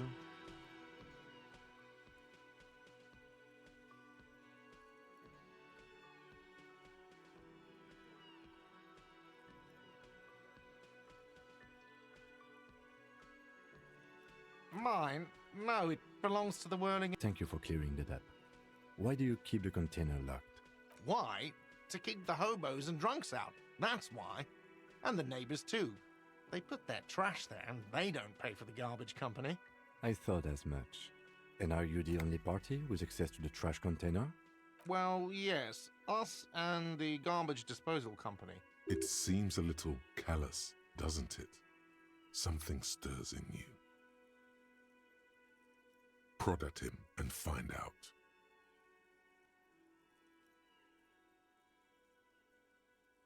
Callous? What are you, Kras Mazov? Almost all establishments in Revachol keep their trash locked. The whirling in rags is not special in that regard. What do you need them for? It concerns the case. Please cooperate. Just bring them back once you're done, please.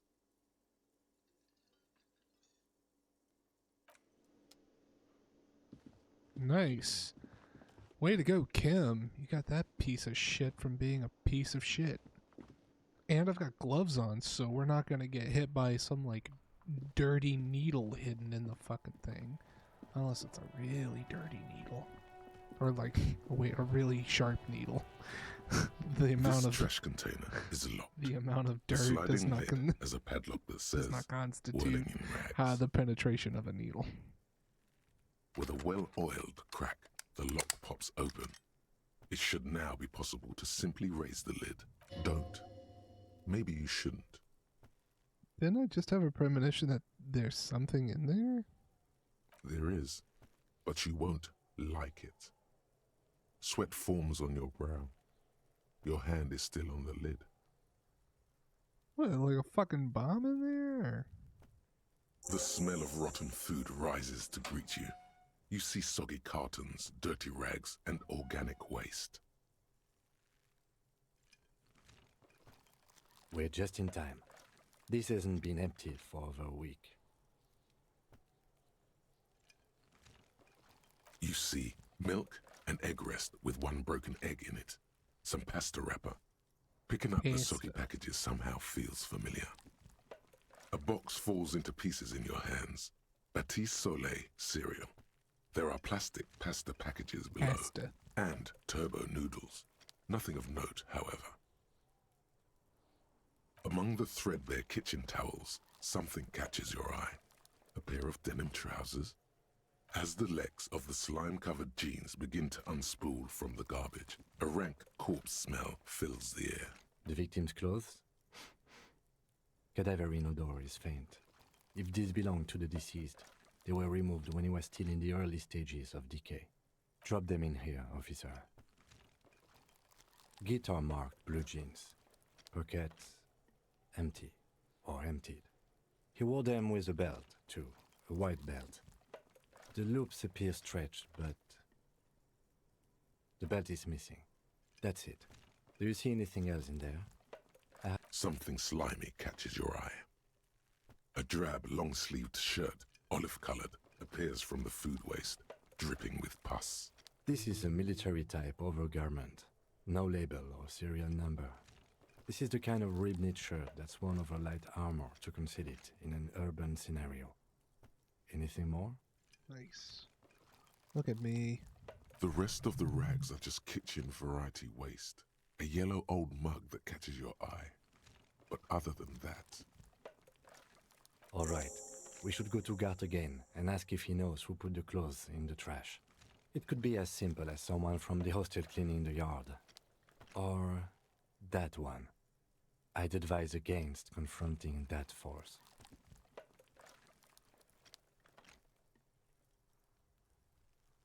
Not really. All we know is the victim's clothes are in the trash, the lid was locked, and his establishment had the key. It's just a small loose thread. The lieutenant nods, then looks back into the trash container. It's just organic waste, cold and slimy on your hands. Apple and potato peels, mostly. Unidentified sludge, and the occasional chicken bone thrown in for good measure. Nothing. It's nothing. Nothing more to see here. What's this? A blue piece of plastic sticks out from the apple peels. It's shiny. Something larger. A clipboard. A blue plastic clipboard with moist papers hanging from it. They look badly damaged, but you can still make out forms and notes, written in a man's handwriting. Officer, is that your paperwork? Yes, it is. Look. This plastic has the RCM street grid on it. You've even got an autopsy form. If you don't mind me asking, how did this get in the trash?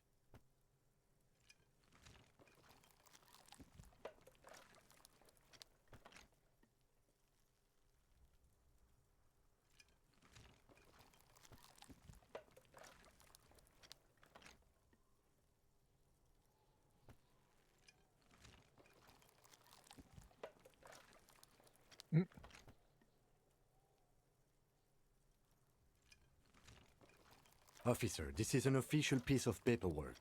It probably contains notes on numerous ongoing investigations, and could even list undercover operatives, informants. I suggest integrating it into your style, for all our sakes. Sounds like an order. I don't take that. It would also not hurt to start taking notes on the case. Now, tell me what your eagle eyes see. Or are we finished? Read your ledger and name the case. Some items, such as the ledger you found, are interactable. Go to your inventory and select the Interact tab to read your paperwork.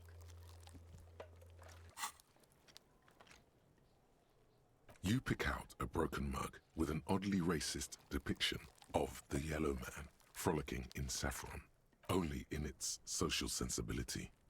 Mm-hmm.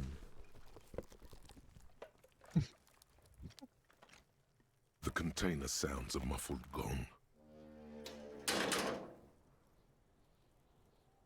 That's one thing off the list. I think we got it all. Open the lid again. Alright, let's look at Interact. We have Yellow Man Mug.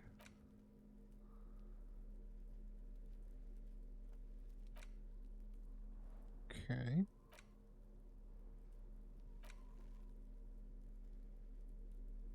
It's the ledger you found in the trash. A pitiful cabbage of white and yellow papers hanging from plastic board, barely held together by a metal clip. What a great description. This sad display is made pitiful complete by the cabbage. faint smell of urinal cleaner. There's a piece of toilet paper, or is it cleaning tissue? No, it's toilet paper, desperately sticking to the back of the blue plastic clipboard. It's a metaphor for you. Below the pathetics, terror. Do not look into its blue heart.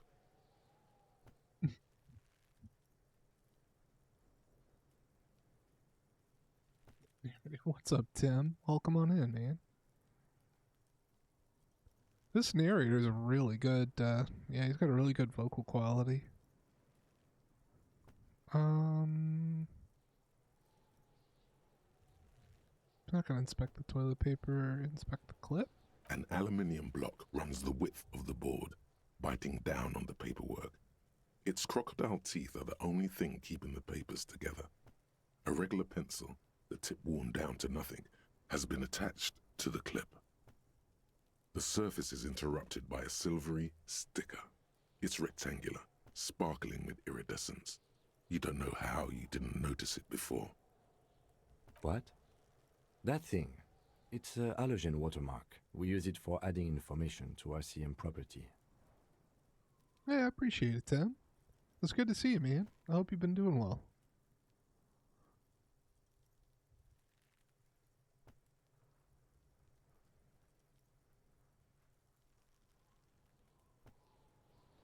Any capable light with the right wavelength will do.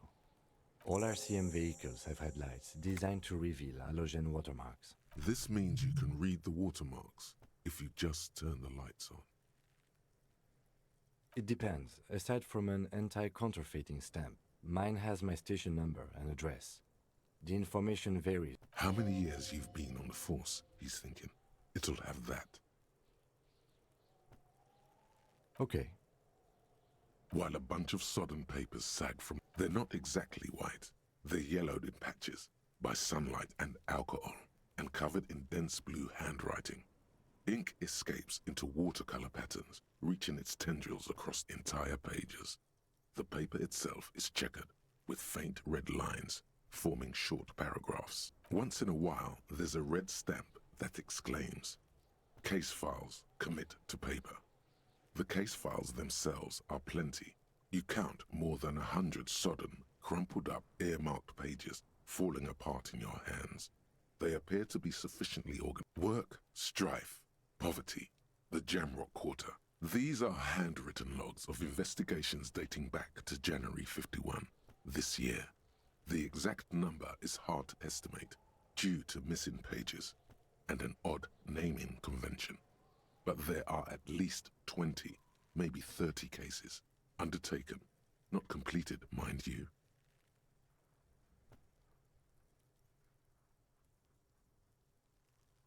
Yes, it appears you employ a, shall we say, robust yet literary system. Each investigation has its case number written on the margins.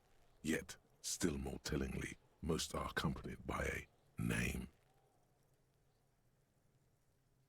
Yes, all caps.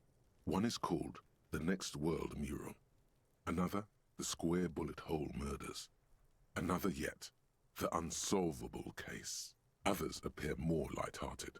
The guys on a couch in an unexpected location, and the murder at the hookah parlor. Even the rare article-free collapsing tenement.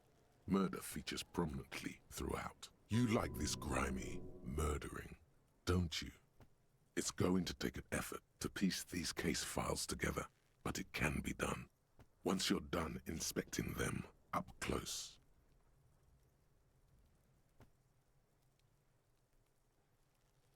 You mean the alphanumeric? Officer, precinct, time of arrival at the scene? Oh, you mean the titular? Yes, well, so do I. In our defense, almost everyone in the RCM does. It's a holdover from the early days of the RCM, right after the revolution, when the organization had little idea how to do things. It persists in an unofficial capacity. Officers use these titles to refer to their work among themselves.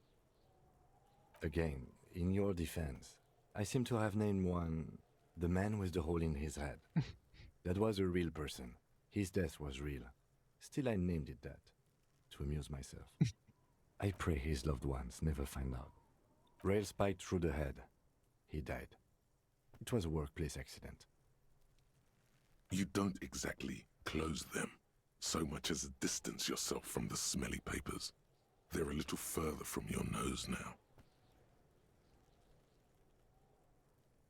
Should I go for it? I mean, fuck it, right? Yes, you can piece them together using the alphanumeric code on the margin. It always begins with HDB 41, then date of initialization and time of arrival on the scene, followed by the title. For example, HDB 41120111700, the Next World Mural. Why, yes, your precinct number is 41. Every last alphanumeric in the files begins with it. And these are your case files. It's safe to say HDB are your initials.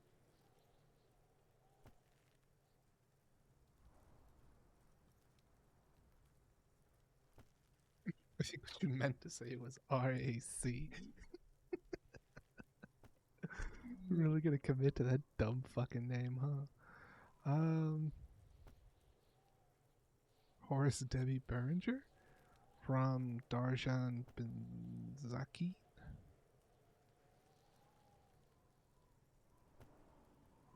I got nothing here either. Logic really isn't the best faculty to have this conversation with. But it's... Yeah, we're staying out of this business for now. HDB is bad news from yesteryear. It's shit, honcho. It takes about half an hour to piece one together using the system you've devised. Where do you want to start? Not much has changed in the meanwhile. A bunch of sodden papers still sags from the clipboard. In the back, you see thin, translucent copier paper. Some neon yellow, some bright red, all covered in boxes. Like 3. The topmost are misconduct fines. The middle ones are station calls. And the bottommost are field autopsy forms. Each is easy enough to make sense of. A dozen pages of thin copy paper, bright red in color. You see the parameters of a deceased human form, waiting to be filled in. Color of the irises, predation marks, condition of sexual organs. These are quite sinister in turn. They give a date and time for the person to appear at the specified precinct police station. Below the call are the criminal charges you risk by not appearing. A monetary penalization ranging from 20 to 250 real. Severe cases allow for 1,000 real, but that requires special paperwork. Yes, all that remains now is to fill those forms and hand them to people. Fines for wrongdoers, interview requests for bad guys, and field autopsy. What delicious power hid within this pathetic mess. You feel better. Oh no. Not authority. The rest of the stinking cellulose is much worse for wear. Being sandwiched between the board and the rest of the paperwork must have spared the fragile copier paper. It's made of dark blue plastic, hard enough to beat someone to submission with. The edges are rounded, however. The U4 size board feels thick and heavy in your hand. Light shimmers on its wet surface. On the back you see the embossed letters, RCM. Something rattles inside, ever so lightly. Is there? The plastic shimmers like lapis lazuli, but it is not see-through. You cannot see to its center. With your hands, U4-sized pages hang from the clip screwed to the top of the board. Fuck it. The two sides of the board appear slightly misaligned, like a drawer that's come off its slides. If you bend the plastic on your knee slowly, the slides snap back into place. It should be possible to just, Without resistance or sound, the two panels move against each other. The compartment is now open. 2 ticket stubs and a handmade postcard. Oh, Jesus Christ. 2 octopuses are smiling, reaching their tentacles toward each other in the colored pencil drawings. Tentacular. The tickets permit access to the zoo in Revachol East. The aquarium costs extra. These let you go there, too. Okay. Thin wax paper has been glued to a piece of cardboard. Sounds like leaves rustling when you pick it up. You see violet flowers, floral patterns, patches of glue. Familiar handwriting lines the inside of the card. Looped, round letters in a woman's hand. Harry, it begins. You're already reading. I wanted to write you a letter so you can read it when you wake up. Maybe it will make you happy. Throw it away, please.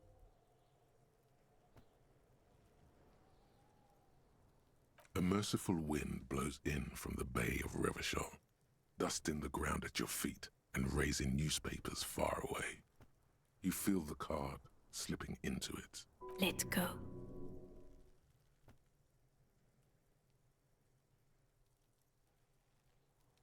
Frisson covers your entire body, a feeling of cold, a persistent chill.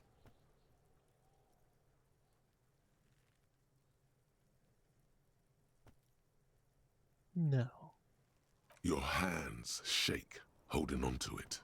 Every morning when I step out and you're asleep behind me, it says, I find a little piece of sadness in me. I carry it in my chest, down Voyager Road. Every step I take, it grows. By the time I reach the fuel station, it has filled me entirely. I step onto the light rail and look back.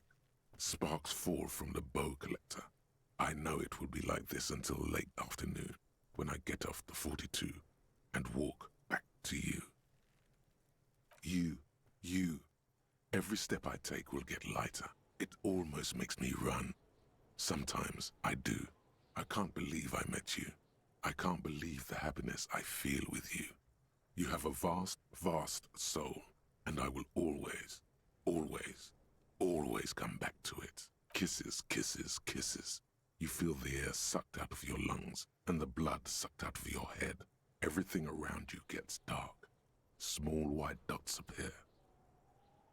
You feel the ledger slip from your hand. No, hold on. To what? There's nothing. Detective, is everything all right?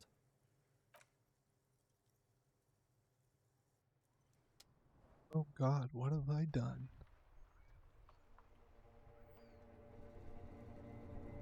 Did I just beat the game?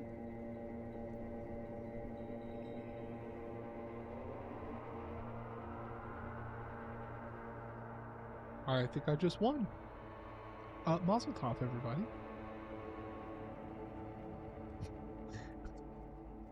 Roll credits. There is nothing. Again. Nothing sad, brother. No treachery, just blackout. Well, almost nothing. There is the ground below you, that's still there. And the small light that's on, fluttering, somewhere in the basal ganglia. That's me. Blue eyes, that's me. Who was what? He speaks of the sickening longing, the unwell emotion. Even in the darkness, he's grasping for it. Still trying to hold on to the great sorrows slipping in the water. Slimy. Here in the paleo-mammalian cortex, we call it the shadow. Because it's always there.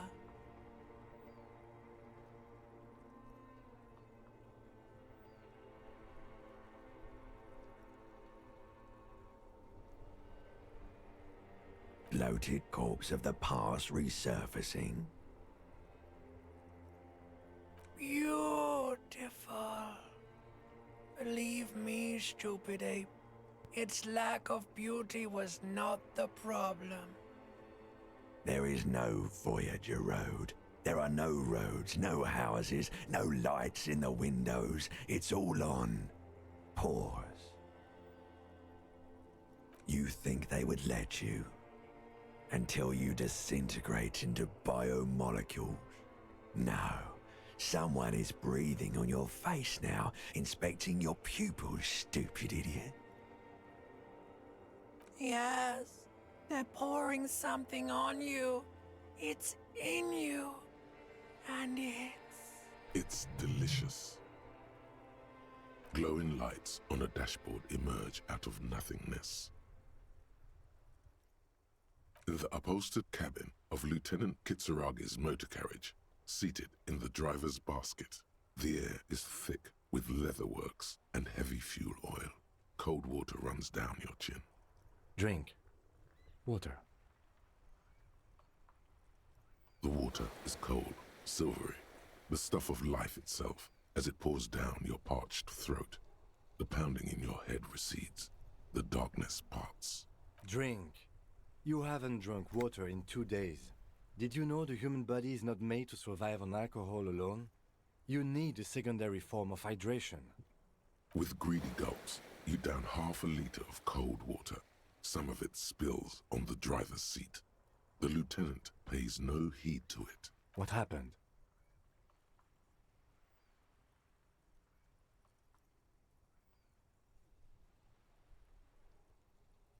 You were reading your paperwork.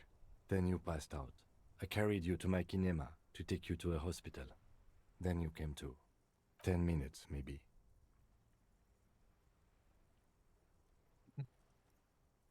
That does sometimes happen. Ledger of failure and hatred. Good You lord. dropped these. Are you okay to proceed? Good. The Ledger of Failure and Hatred is a special item that can be used both as an interactable and a tool equipped in your held slot for skill bonuses. Find it under the Tools tab in your inventory. So, Inland Empire Empathy and -2 Authority.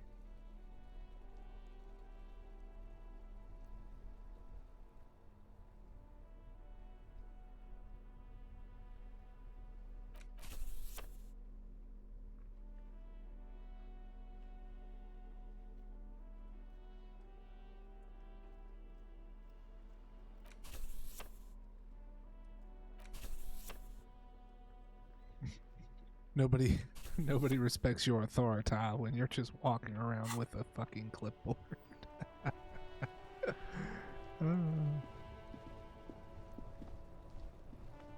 Can I... Before you stands a motor carriage. The bodywork is covered in blue and white livery. Vapor emanates from the large engine. Where's the whole thing, though, about the... Isn't there a whole thing with... Inside, you see a set of steering levers, a radio microphone, a pull-out toolbox, and the soft glow of the fuel preheater gauge. All right. Ready? I turn, you press start. It's next to the preheater. He's downplaying his excitement. The lieutenant is more than happy to show off his precious carriage. The dashboard lights up with orange glow. The rounds per minute gauge jumps, and the engine of the Caprice Kinema comes to life with a whiny growl. The lights unfold with a little click, casting electrical light. There you go. I'll turn them off from the remote once you're done. We just need to stand in front of the machine now.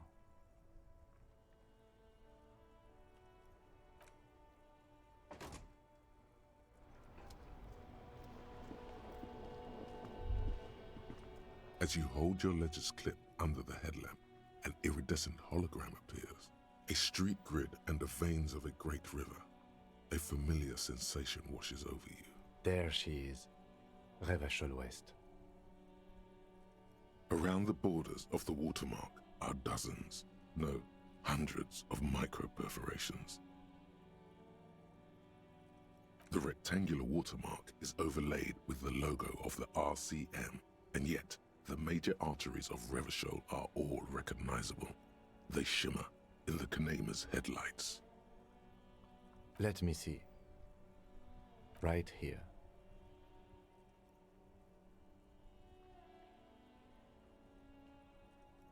No, it does not. There are many of them, and they are divided into 3 separate rows. The first row has 18 dots. The next is the longest. It runs all the way around the border, and then some. There are so many, it's hard to count. More than 150, at least, maybe even 200. The last row has 3 perforations. That's it. Those are perforations. They represent your record as an officer of the RCM. They are your statistics, as it were. I should have guessed you'd keep a record. Officers often do. Let's take a look. Son, here is where we score your life performance. You better hope it's good. The first row represents your years of service. 18 years. Okay, not bad at all. What did you do before you volunteered? Got drunk like a megastar?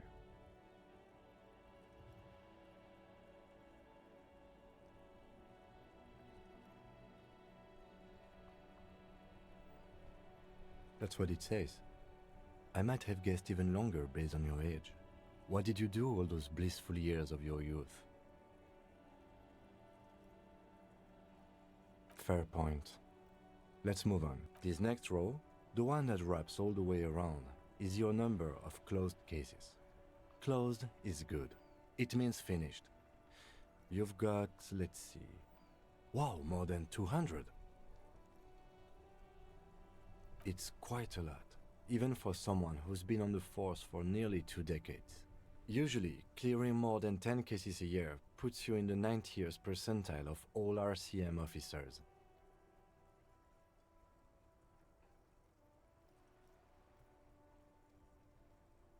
Right. Those are your confirmed kills. You've got precisely 3 perforations there. Confirmed kills. That sounds pretty evil. A drink would soften that feeling.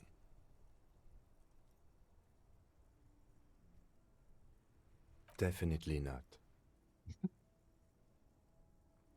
For an RCM officer, especially Precinct 41, which is in the Jamrock quarter, it's rather tame. I mean that in a good way. What's it feel like to kill a man, Mr. McCoy? A young woman asked the man across the desk from her. Honestly, babe, says John McCoy, crossing his ankles over said desk. I don't feel anything anymore. It's just like brushing my teeth. I do it once or twice a week and don't really think about it. There's no trace of guilt in his voice. There are certain officers who treat their kills like some kind of ghoulish game. If they do happen to solve a case, it's usually by accident. But it seems as though you are, or at least were, one of the good ones. So we have that to be thankful for. He's sincerely glad you're not a scary predator. Not to say relieved you're competent. Yes. It's not a problem for him to state it, however. Everyone has their own method of coping. Some more effective or self-destructive than others. Personally, I find it helps to keep up a few hobbies. Why not gardening? You've already got the gloves. It's meant in earnest. Please don't mistake it for a jab. The lieutenant nods.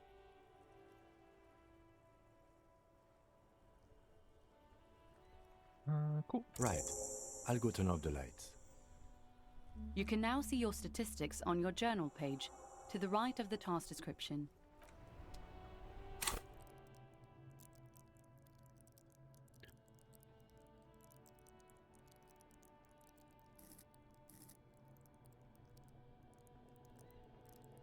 Let's see. Now, you said shivers.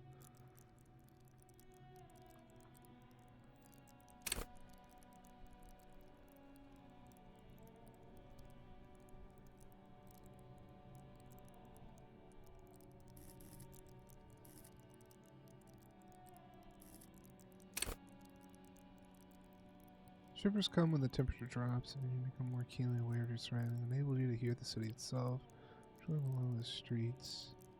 Okay. Cool. Yeah.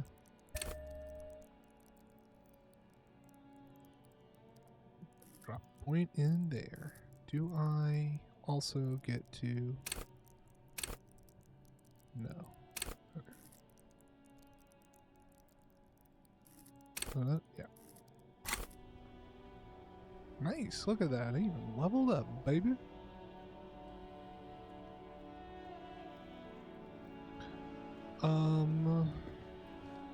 Here, let's go return this key to old what's-his dumb face.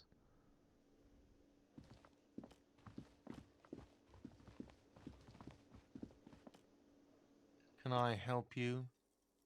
Thanks. I hope you found what you were looking for. How strange. I certainly didn't put them there.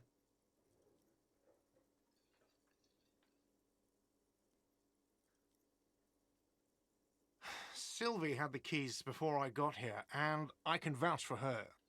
I can vouch for all my staff. None of us would tamper with the crime scene. The trash collection service, CS Municipal. I don't see why they would put anything in the trash, though. Ah, the elusive CS Municipal. I doubt we'll be able to track down who was sent here last and when. This will have to be one of those little threats that solves itself down the road. On Clinton Street, near the Boogie Street Diamond, a small truck rattles down an alleyway. It stops by a rusted trash container. Two men, their faces rough and swollen, jump out. They look at the container, despondently. CSM is written on their backs. Thank you anyway. Yes?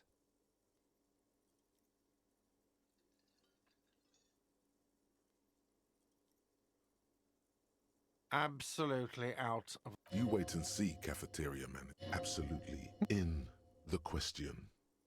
First we find a sad banger. Then we sing this place to shit.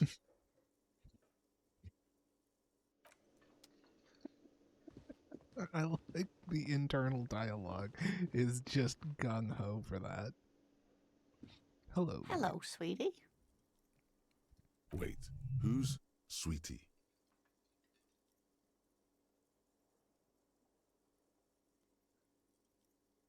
Why, you are, officer. You're a handsome man, officer, with your mustache and your chiseled jaw and That silly dimple on your chin?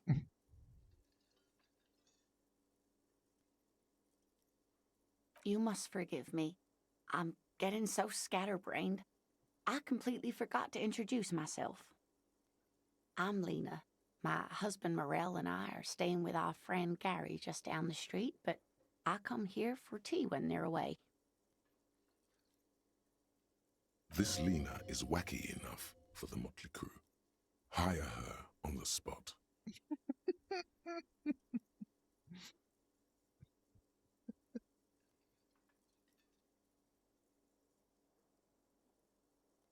Sweetie needs money. Do sweeties get money?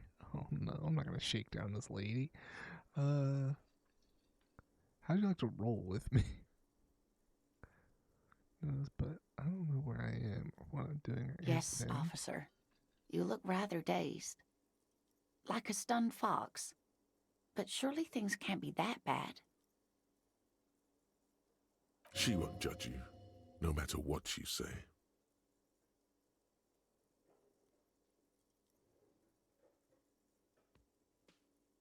Oh my. You know where we are, right?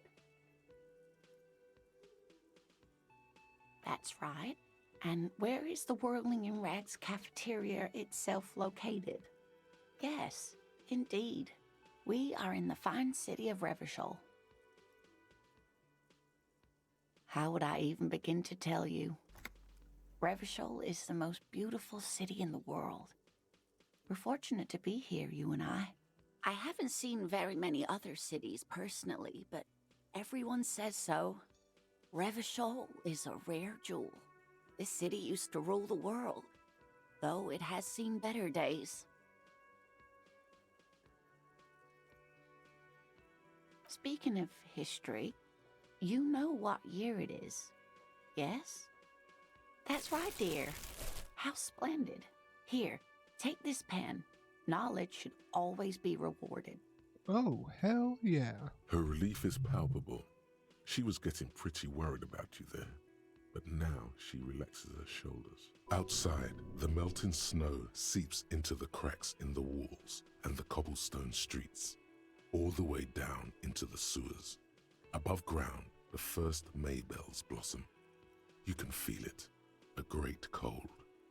Then the shiver passes. I can tell that this is taxing for you, so I'll just ask one more question. What regime are we living under? What mode of government?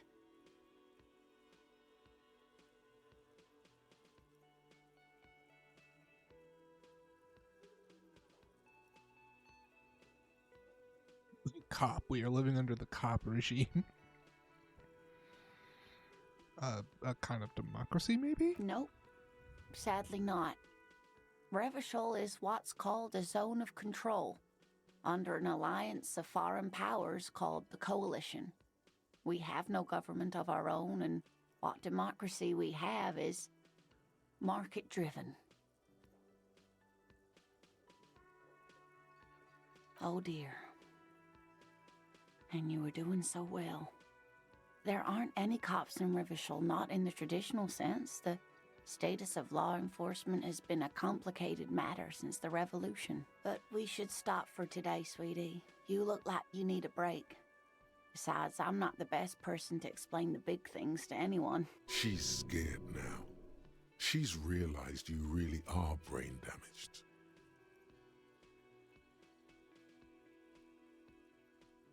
You were doing quite well up until the end there. It does look like you're having trouble remembering things. History and places. Remembering reality in a word. It's very odd. A sigh. The lieutenant buries his nose in his notebook. But maybe a fresh set of eyes is what the world needs. And while I'm no doctor, such bouts of amnesia are often temporary, so I wouldn't worry too much. She means this sincerely. Worrying won't do you any good. Someone more educated in sweeping matters. Maybe you should ask. No, I'm not an encyclopedia. I won't be a guide either. I'm a detective. Of course. Then I don't know. Someone rich, maybe? Wealthy people are educated, though I don't know where you would find a wealthy person in Martinez. Whatever do you mean? Raiding backyards of corpses, catching sequence kill. Sequence killers? Oh my. But I think you already have a partner, sweetie. A partner who needs you to help him get a corpse down from a tree. Kim, of course. I forgot I had you.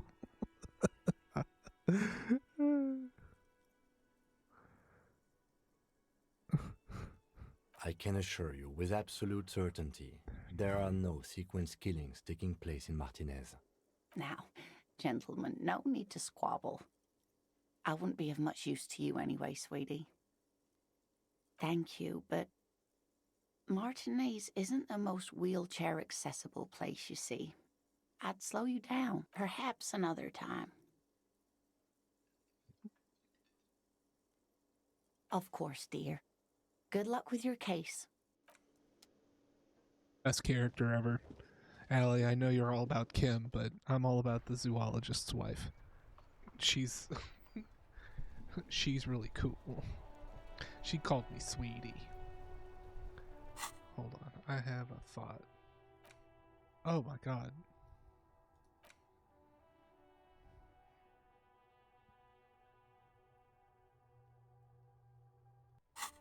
Hold on. Let's take that off.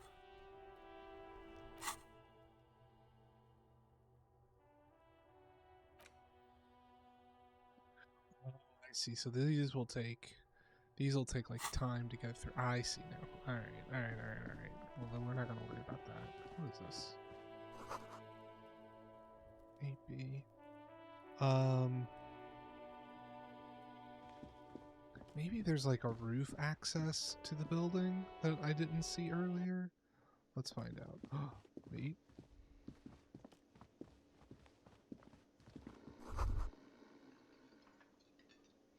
That sugary black rum stain on the counter makes you teary-eyed with joy. It's almost touching how syrupy and sticky it is. How long have you been up already? Oh, excuse me. Do you have something better to do than lust for sweet syrupy rum and lemonade? With a twist of lemon? Maybe lime. Maybe who cares? Let's not give in to our alcoholism. Oh, immediately wearing mud cake boots. The Berkshire Wild Pines. On the counter, rolled out of his open hand, you see a blister pack of headache medicine. Oh.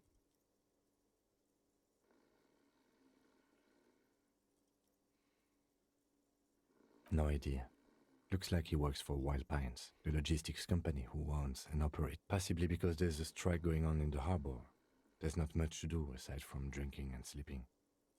Fuck it. Let's see if we can wake him up. There is only one way to wake this bone idol from his slumber.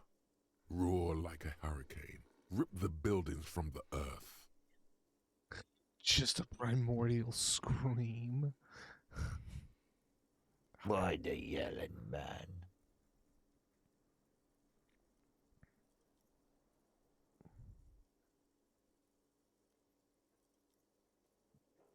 Wait, what? I was just sleeping. What do you want, officer? Officer, even after a rude awakening, this dock worker respects the police. More than they usually do, at least.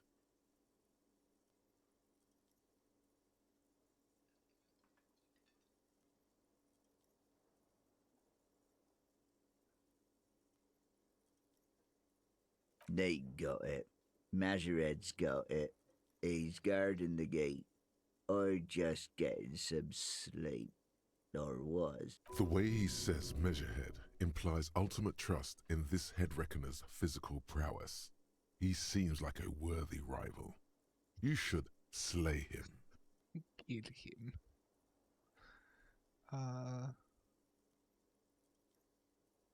Yeah, what about it?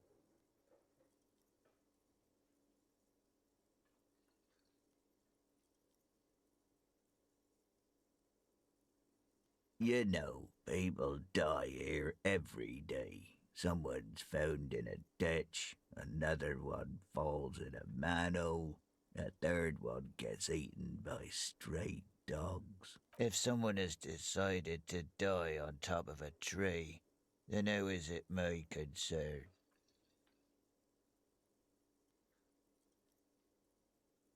I can tell you this. Trouble's ahead. You have a pretty solid feeling that the man's not just mouthing off. He's strong, but even he has reasons to be cautious here. They say your guy was a killer. Your tree man. He has friends, same as him, killers. There's only one thing they know well. How to wreak havoc. Everyone. It's a local rumor. You heard what I said. Draw your own conclusions. The lieutenant gives you a little nod, then makes so Union people think he was a killer, he thinks. Even Sleepy Hair. This doesn't help a lot, but it's something. Good work, detective.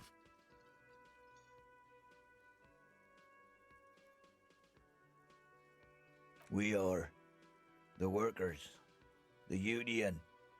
We know what we need. What's right for us. Okay, I guess there's also Everard. He's in charge of the union. He's smart, knows how to negotiate. He's got our back. Indeed. Help yourself to some. Wait, no. Oh, it's empty. Sorry about that, pal. The dock worker doesn't answer. His head is already back down on the table. Alright, so get some kind of like idea of the world around us, as it were.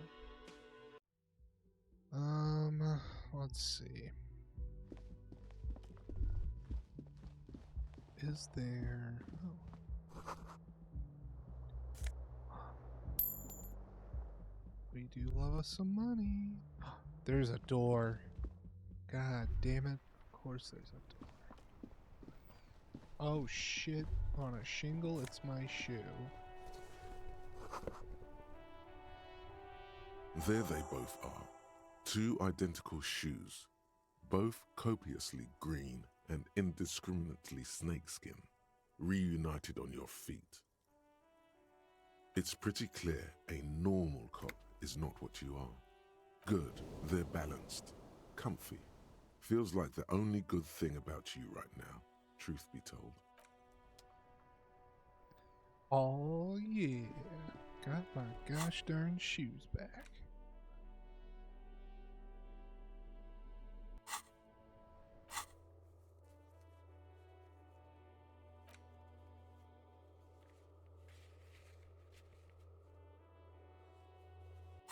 Oh yeah, I guess I could have reported my badge missing.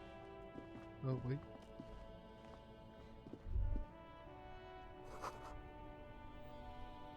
The smell of the sea makes you dizzy, alright?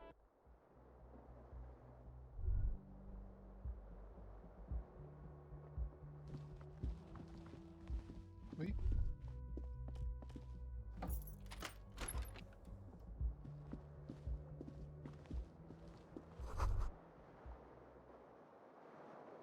Kim also tries not to look at the pile of taped viscera on the carpet, or the weird suitcase on the hat rack, or the potted plant dying in the corner. But it's all just too morbid to ignore. No problem, officer.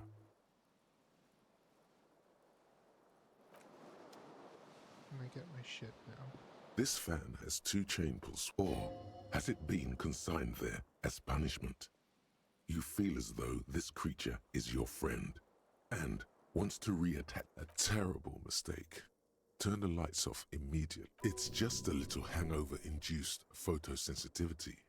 Don't overreact. Little black spots dance on your retinas. It's almost pleasurable. The bed is cold and not better. The option to go to sleep becomes available every night after 9 p.m. Oh, I see. I see. What about in here? Anything else for me to interact A with? mirror hangs on the bathroom wall. In it, your face, adorned with the expression. Oh, okay. Never mind. Nothing else in here. Alright, let's just get the hell out then.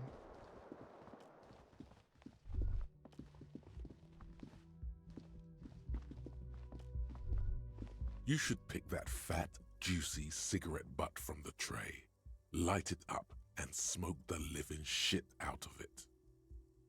Who knows what you are? A monster, a murderer, the gnome of Jeroma?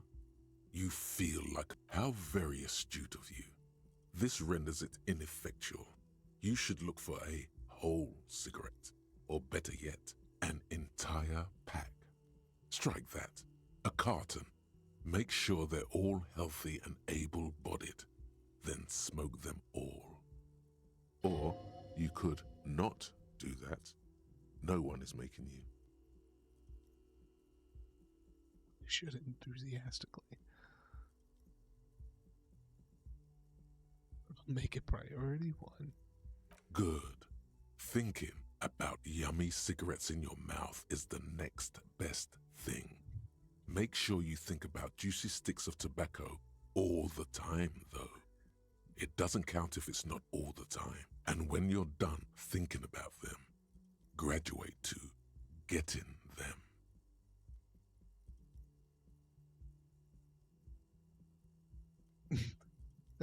Hi, Ruma. Welcome Plus, in. smoking them gives massive bonuses. Find smokes and smoke them. Well, I'm over here because all the dialogue is on the right-hand side, so thought I would, make sure everybody can see it. Lord. Let's see. How are you? Nothing. So let's get the hell out of here.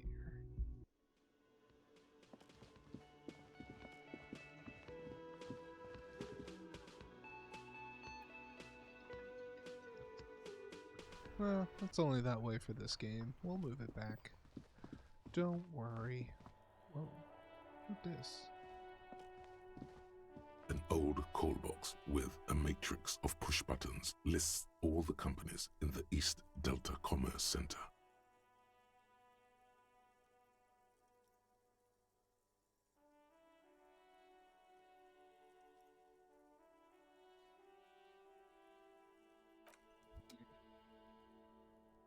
Your friend yesterday made my night great. You got a new friend. Who's where did you meet him somewhere? And I'm doing quite well, thank you. Trying to The man before you is naked, but for a pair of figure out underpants this and white boots. crazy ass His game. skin is marbled with decaying veins. The steel reinforced belt presents a unique challenge. I brought chain cutters, but I don't see a good angle of approach to the belt. The cadaver is a good 1.2 meters up. Neither one of us can reach the belt without assistance. And even if we do, there's the question of cutting it.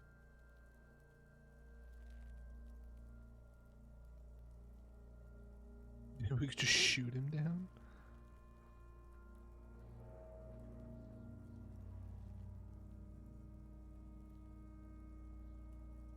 Climb up there and saw the branch?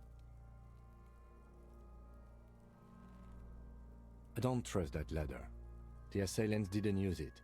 It's rotten and less sturdy than it looks. And I don't see another good way. Honestly, I prefer a non-acrobatic solution to this. There has to be a less risky way, with less falling down of trees.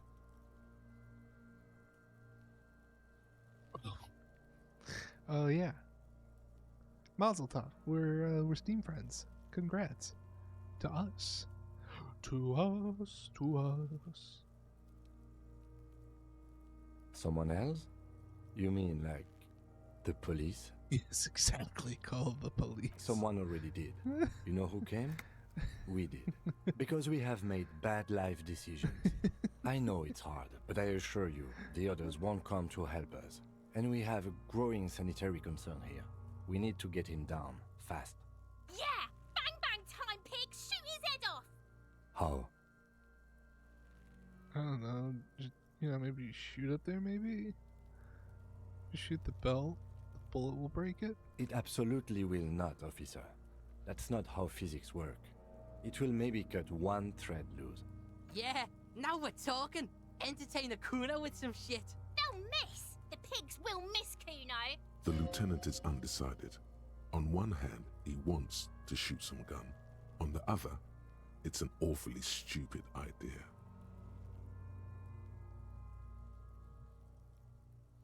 Let me try.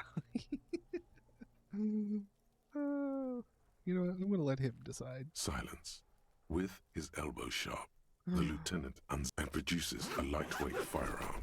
He drops a paper cartridge in the barrel, separates the scouring stick, and gives the cartridge 5 tucks. He then steps back and assumes the fellow's desk position, taking aim. The corner of his eye twitches. His finger is on the trigger. He's gonna fucking miss! The kid's voice is drowned in a shrill blast that echoes off the walls of the surrounding tenements. A cloud of smoke slowly parts in the... God damn it. He feels bad about it. About his eyes mostly. Just having bad eyesight. Probably from a young age. Whatever you do... Fucking idiot! Mookaba asshole! Kuno could have hit it easy, but then Kuno's not fucking handicapped, is he?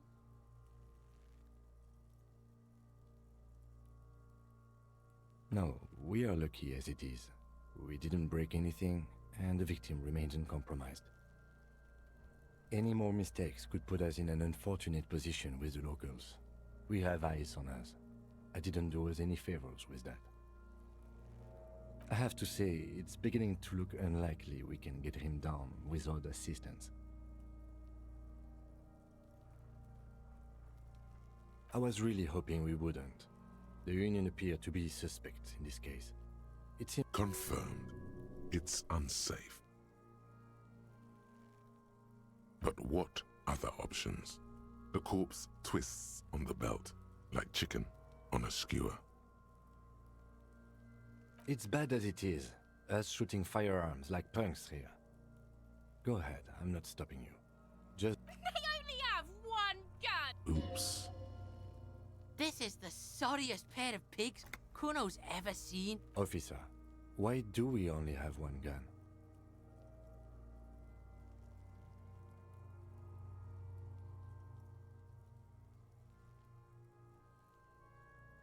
That is even more unfortunate than the badge. You need to contact your station about it. We're not off to a good start. This missing gun business is making your hand tremble. Yeah, take it, you fucking banana poika! Take it and shoot yourself in the mouth! The cold piece of bakelite and gunmetal Just turn is and pop surprisingly that light. fucking kid. Your fingers fit right through the guard, instinctively resting on the trigger. The fuck are you waiting for, Kuno? Tell him to shoot himself in the mouth! Kuno is silent. Aggression gathers in the air. The trigger feels delicate and ready to... The buckle comes into focus in your sights. You stand with your feet... Why don't you just shoot yourself in your mouth? At least you won't miss. Close your left eye first. Yeah, point the gun at the kid. Your field of view narrows. The branch slowly moves, becoming entirely two-dimensional. The metal buckle as you wait. Your breathing slows down. Look, he's crying. You gonna cry now, fucking faggoty? This game letting that fucking fly. What the fuck is wrong with them? Yeah, let's not do this. That's asking I for... agree. Enough gunslinging for today. Oh my gosh. Hi, Shar. Hello. How are you? We need to access the harbor and ask the leader of the Union to have it taken down. They have the tools, and they have men. I did not want us to be indebted to Everard Clare. I wanted us to be able to deal with it ourselves. You need to suck my dick! Why the fuck am I still alive? This kid really wanted me to shoot them. Okay. Wow. Fucking, oh wow. Now what do we do next? Maybe we go with Pathlight.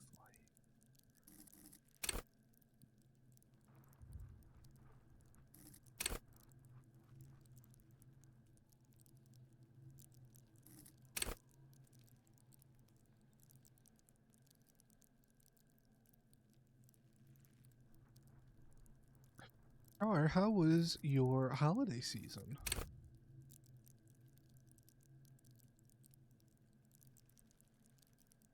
Intimidate the public. Assert yourself.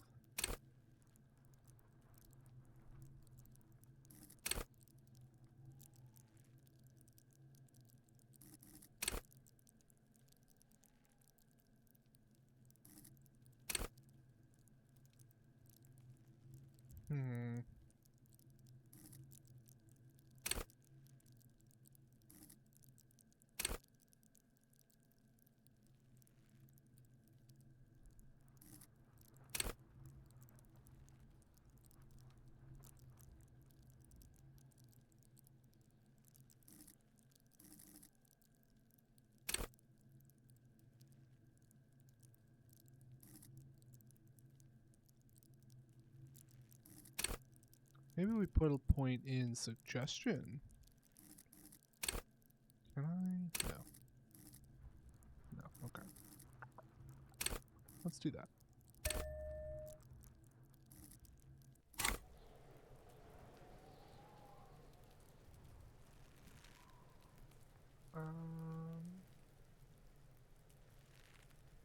Alright, so we can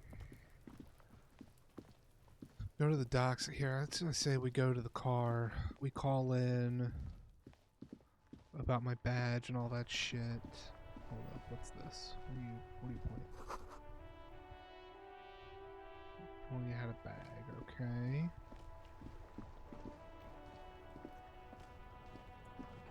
Oh shit.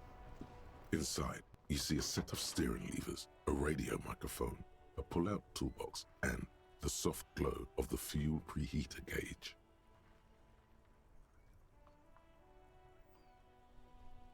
The frequency tableau lights up, and the green button labeled Prime Line glows like a feline eye.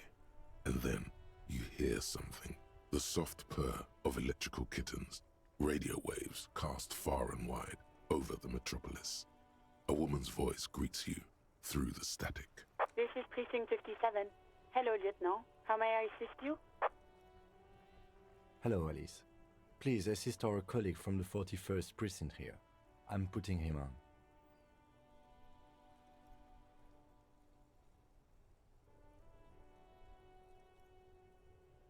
This is Officer Alice Demetri, Precinct 57. How may I assist you?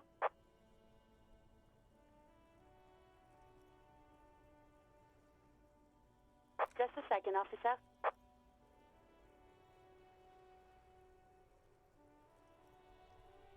Ten 2, 10-5. This is 41st. Come in. Over. A scrawny old man sits in a dusty cubicle, smoking, with a large white rectangle sewn on his vest. In front of him is a box-shaped apparatus with an array of wires and antennas. The radio switchboard. This is me here. 10-4, what's your status? Over. 10-18, 10-20, over.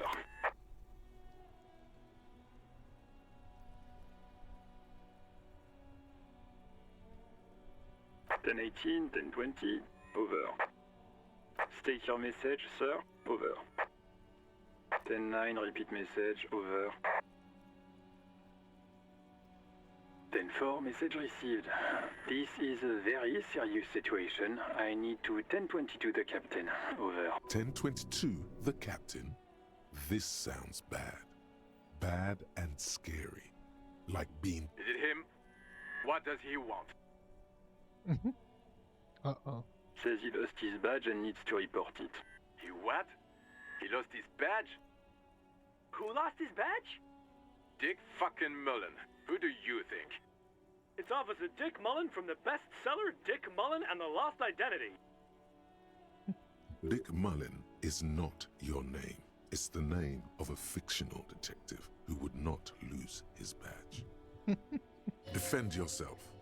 Immediately. They're laughing at you. Come on, tell him to stop. This is serious.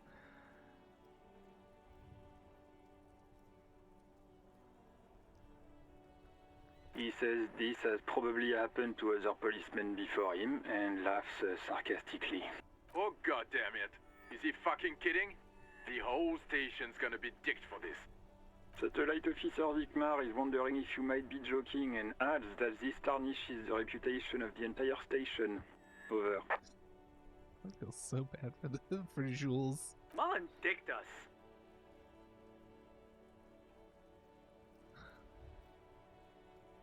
Ten 4, I hear you, officer. I'm just going to make a note here that you are in pursuit of your misplaced badge. Over. Fuck me.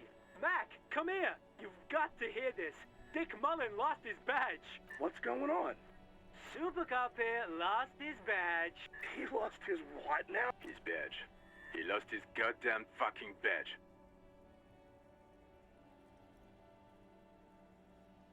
Ten 9, come again. I didn't get that.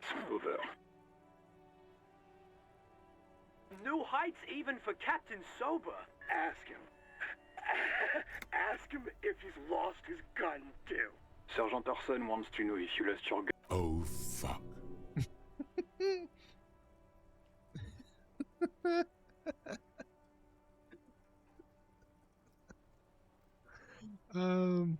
I mean, fuck it, why not? I don't care. Even before you can get the words out, everything gets scrambled in your brain.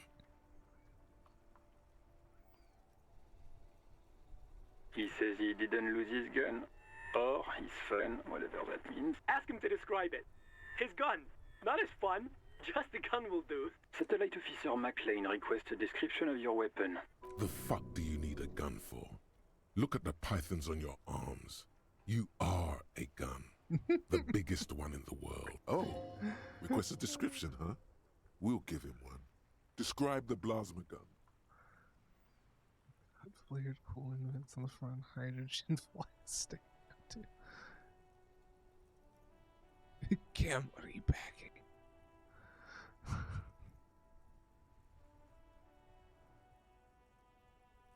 He says he's a living weapon and we are trying to trick him. Host in heaven. Did he lose his gun and his mind? Dear God, he lost his gun? Oh my, I can't. This isn't really a laughing matter. Mac can face a giant of Coco Nur by himself, but Disco here made him piss his pants. Oh, I can't. Fuck. He lost his... Ask him if he still got his wiener. I'm not going to. Ask him. Sergeant Orson here is wondering if you are still in possession of your genitalia. Over. This is stupid shit. Now is a good time to say fuck and ass and so on. That'll make this all right. I left it as mom was after I fucked her ass all night. Tell him that.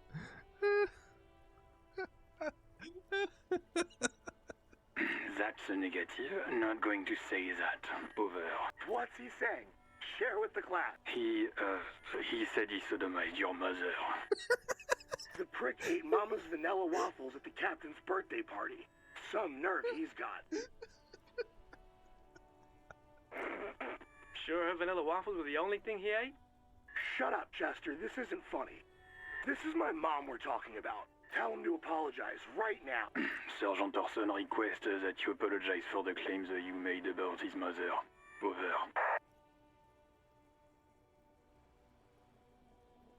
No fuck with the Firewalker, you stupid asshole. Like he says you shouldn't have antagonized the Firewalker in the first place. Who? Satellite Officer V. Firewalker. I'm afraid he might be referring to himself as Firewater. No, you stupid Jules. You've gone off my list of cool people. Firewater? He's lost it. Fuck it. Tell him to find his goddamn badge and gun. Satellite Officer V. 10-4, affirmative. Officer in pursuit. Oh, God, Officer, do you need further assistance? Over.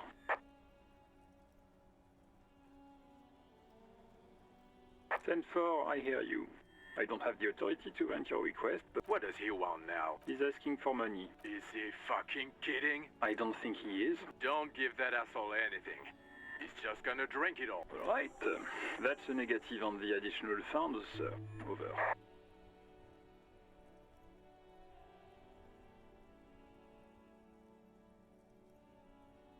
He says it's important to the... He isn't getting a red cent. Request denied, sir. Nothing is working. He says he's in trouble. Well, I guess he'd better crack the case before sun. Vigmar said... Who cares what this Vic Mayor said? Pull on their heartstrings. Suggestion. Enough, officer. This begging is below your dignity. Yeah, let's go with the authority. Please come and get me. Anything else, sir? Over. Okay, 10-4, sir. Wait. Before you say anything stupid, think it through.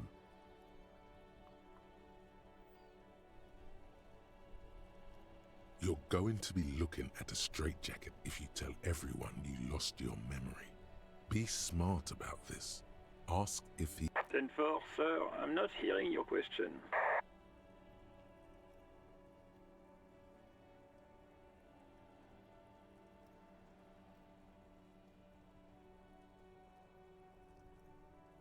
That's a negative, sir. I got a 10-12 here. Over.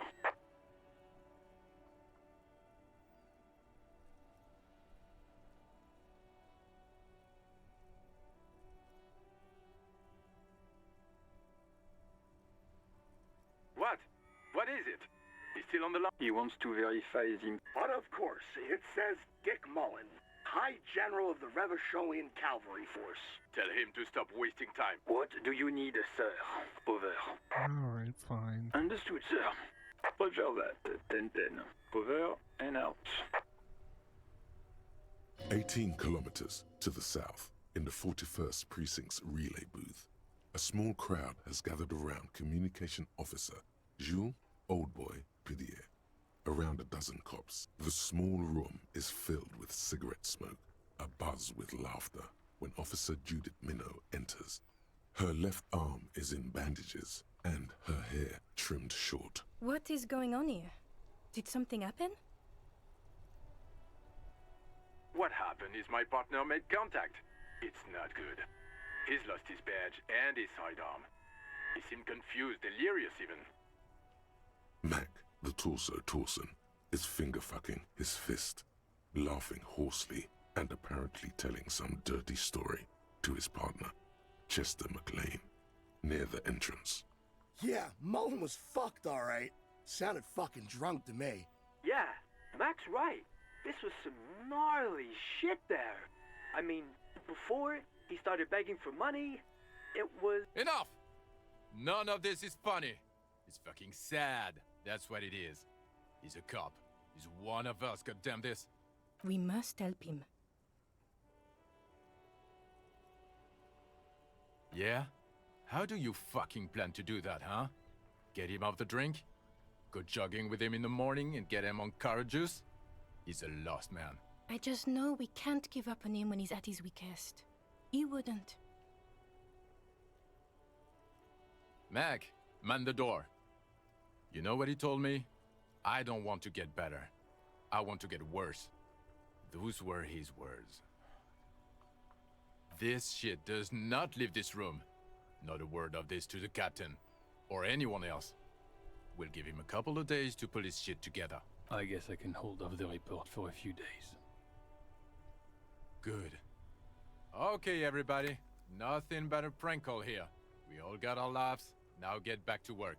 Far north, on the other side of the motorway, the officer quietly hunches with his hand in the motor carriage.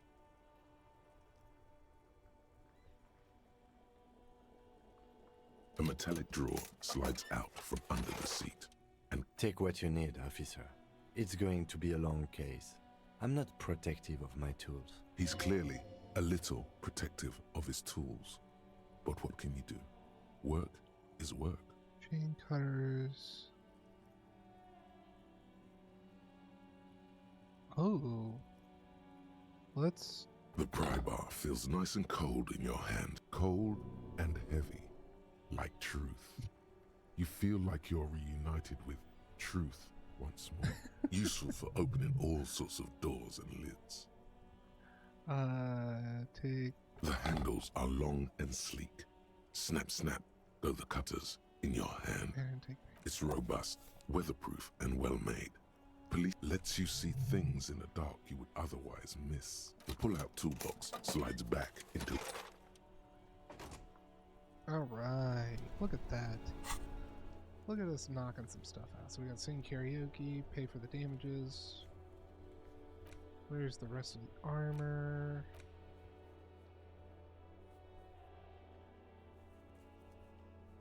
So maybe we should talk to Kim. Victim tattoos, ask around. Tattoos, possible meaning. Who put the clothes in the trash? Oh shit, I forgot. We need to call and talk you to... see a set of steering levers, a radio microphone. This is Precinct 57. How may I assist you?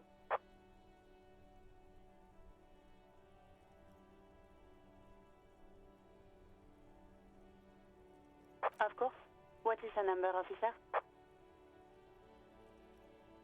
Yes, hold on. Her number is 005 1944 298. Received. Hold on, officer.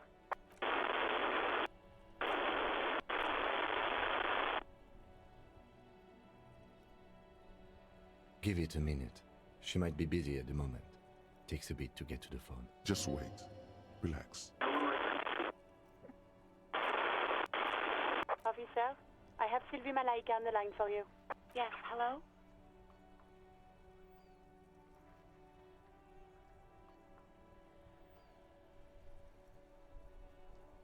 Oh, right.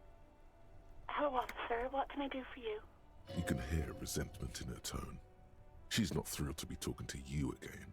Damn, I left a horrible impression on people. There is no resentment in her tone. She wants you to ask her out. No question about it. I need electrochemistry to fucking chill.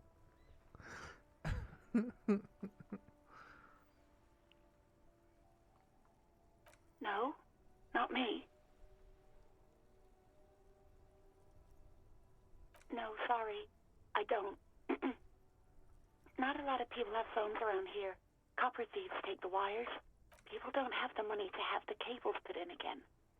They use the Union's phone, or the one on the coast. It was someone else. We'll find them sooner or later, officer. It just might take a while. What? Of course it bothered me. But I thought the Union already knew about the corpse. No one calls the police. The Union would get angry. You know, what the Union says goes. People listen to them and they take care of their own, which is like everyone here. Garbage.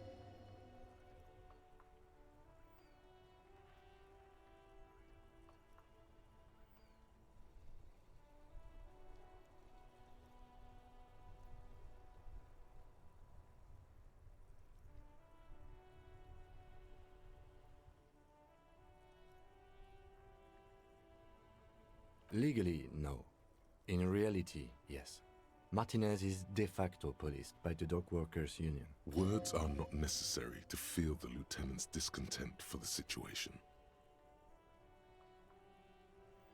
Mm-hmm.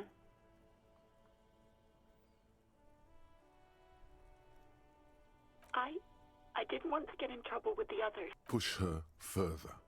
Show her that. No, don't push her. It sounds as if she's about to cry.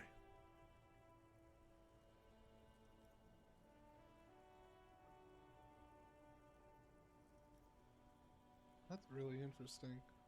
It's kind of weird having authority and empathy kind of clash with each other. I mean, they obviously would, but it's just kind of funny. What others? The other people who live around here. Look. Her voice is resigned and weak. You don't live here. You don't understand. Squealing is frowned upon here. Everything is dealt with. Well, please, I just didn't want any trouble. You do? Oh. What else can I do for you? Yeah, go on. You mean, why did I leave the bar? Honestly, I'm not really comfortable discussing it with you, sir.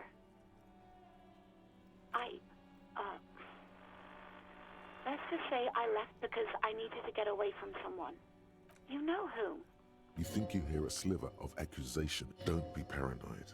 She's obviously talking about someone else, not you. I really don't want to talk about this. Let's just forget about this, okay? Maybe, I don't know. I just know I have to take some time off right now. Yes, I know who you are. You're a police officer. The law. You told me back in the whirling. You told everybody, and so does your badge. I don't need to hear about it anymore. Oh, no, I haven't, sorry. Real policemen have uniforms too, by the way. Where's yours?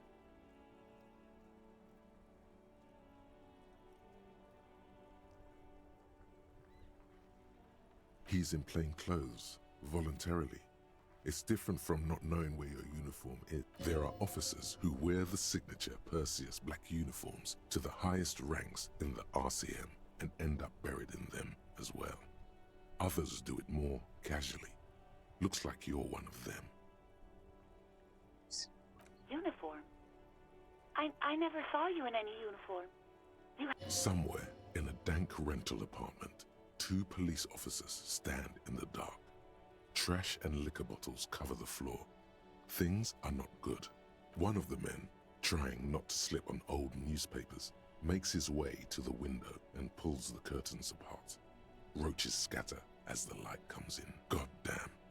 Officer Michelle Elfboy Williams speaks to himself. His partner, Sundance Fisher, looks at the patrol uniform he's wearing, then at an identical suit frame on the wall. It's blue and covered in dust. Let's get the fuck out of there. He turns to Williams. He hasn't been here in days. Well, you try down with listener. Talking completely. After I had unlocked the recent paperwork, I threw it out in the trash, thinking you didn't need it. I am sorry about that. Anything else, Detective? Please, no. Not this again. Everyone saw your cool gun, Detective. You were just a drunken asshole. You were trying to impress some people with it. Everyone was eating, and... Sounds like it's going to be bad. Do you really want to know? You were waving it around in everyone's face, begging them to describe it. You said it calms you, and then you started making suicide jokes. It got pretty graphic. Some poor sod was trying to eat his pudding while you were screaming, spit flying, imitating the mercy shot right next to him. Spat some in his food. I don't think he touched it after. People tried to back away from you, or even slip out of the door. But you screamed, "I am the goddamned law, and you have to listen to me." You are all suspects in a murder investigation. Me neither. No idea. All I know is next you were waving around money instead, saying things like big bucks cannot lie and guns can't buy money, but money can always buy guns. It almost looked like you pawned it. But believe me, I did not ask. No, absolutely not. Aw. Ouch. That's like 20 points of pride damage right there, buddy. Bummer. I do hope so. Please, don't call me again. Bye. Oh, -1, you asked her. Fuck it. Yes, you have obviously done something to upset her at the Whirling in Rags, when she was still working there. I'm not mad, it's just... You were so drunk and so emotional all the time, and then the skua thing happened. It just made me want to quit. The stuffed bird, the great skua. You threw it against the wall while screaming, "Fuck that bird," and laughing like a maniac. I think you said it had been giving you shit ever since you got there. Bitch bird. It was a pretty bird, there since I started working in Whirling. I really liked her. You call her Scotty. There's genuine sadness in her voice. Yes, obviously. You were the worst client I've ever seen. And I had seen so many assholes in this place. I've had sailors fighting, union guys grabbing my ass, kids stealing booze. Once a guy was glued to the karaoke machine every night for 2 months. But you... Well, you were worse than all of them. Honestly, you were getting borderline aggressive. Even about little things like not turning down the volume at 3 a.m. I even liked one of those songs you kept listening to on repeat. No more. I hate it now. We Go On by the O.O. I can't listen to it anymore. You've turned it into a parody. To hell with that song. Then there was your room. Your project. An experiment to see how bad it can get in there. I tried to send the cleaner, but you wouldn't let me. Threatened to make me understand. I had no idea what you meant, and I don't want to know. And then screamed something about how you're a piece of shit human being, and why does anyone even let you work as a policeman? That you'd fire yourself, but you can't even do that. And then I had to deal with your toilet. The one you clogged with police documents, causing water damage downstairs in the kitchen. I won't even mention you waving your gun around, harassing customers, threatening to sing karaoke, threatening to kill yourself. No, you really weren't. You were simply the worst.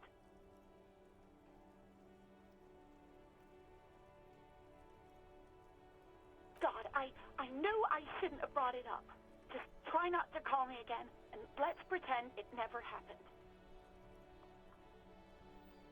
Oh, all sorts of things. From disco, rock too. So much disco and rock. Which one would that be? Sad? I think the one you mean is the smallest church in Saint-Saëns. Butchered that right up. Interesting. You still have to find it, however. You hear a sigh of relief on the other end. Anything else I can help you with, officer? Connect me to Sylvie. Just call her right the fuck back. 57's over and out. In the cabin, you see a set of steering levers, a radio on a hook, a pull-out toolbox, and the soft... Alright. We'll close that door. Sweet. I think... Wait, let me see what... Hey, so we've been monitoring you internally, and now we know your Copo type. Yes. Guess what's yours?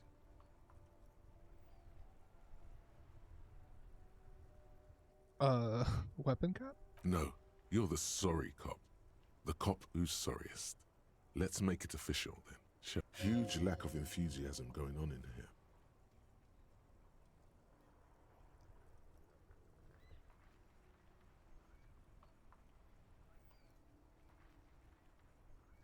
Oh, you know, Apocalypse, Superstellar, The Advanced Interesting Cop, Liquid Shadow Cop. But you're too sorry to say those things. So, here we go.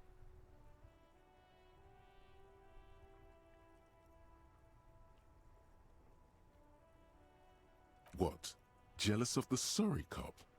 I think that they'll be super fine. It'll be totally okay. You can dual copo type from sorry to anything. I kind of wish it was giving me an idea of what the fuck that means, but sure. Of course you are. It's okay. See if you can get something out of this, like info. Or maybe every time you say you're sorry, you get $1 million. Okay. Thanks, I guess.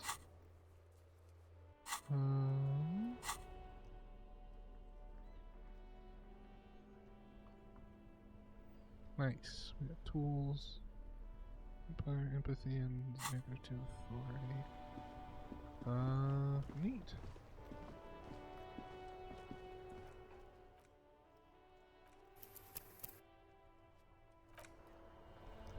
We'll save there. And we'll call it a day there. This was fun. This was really cool. I knew I'd get into this, but yeah, what a wild ride this is already. I could easily see this taking like so much time. I mean, shit, that took a lot. Let's see. Let's get some. We'll turn on some tunes while we figure out what the hell we're doing with ourselves. Don't blame me, blame Brad.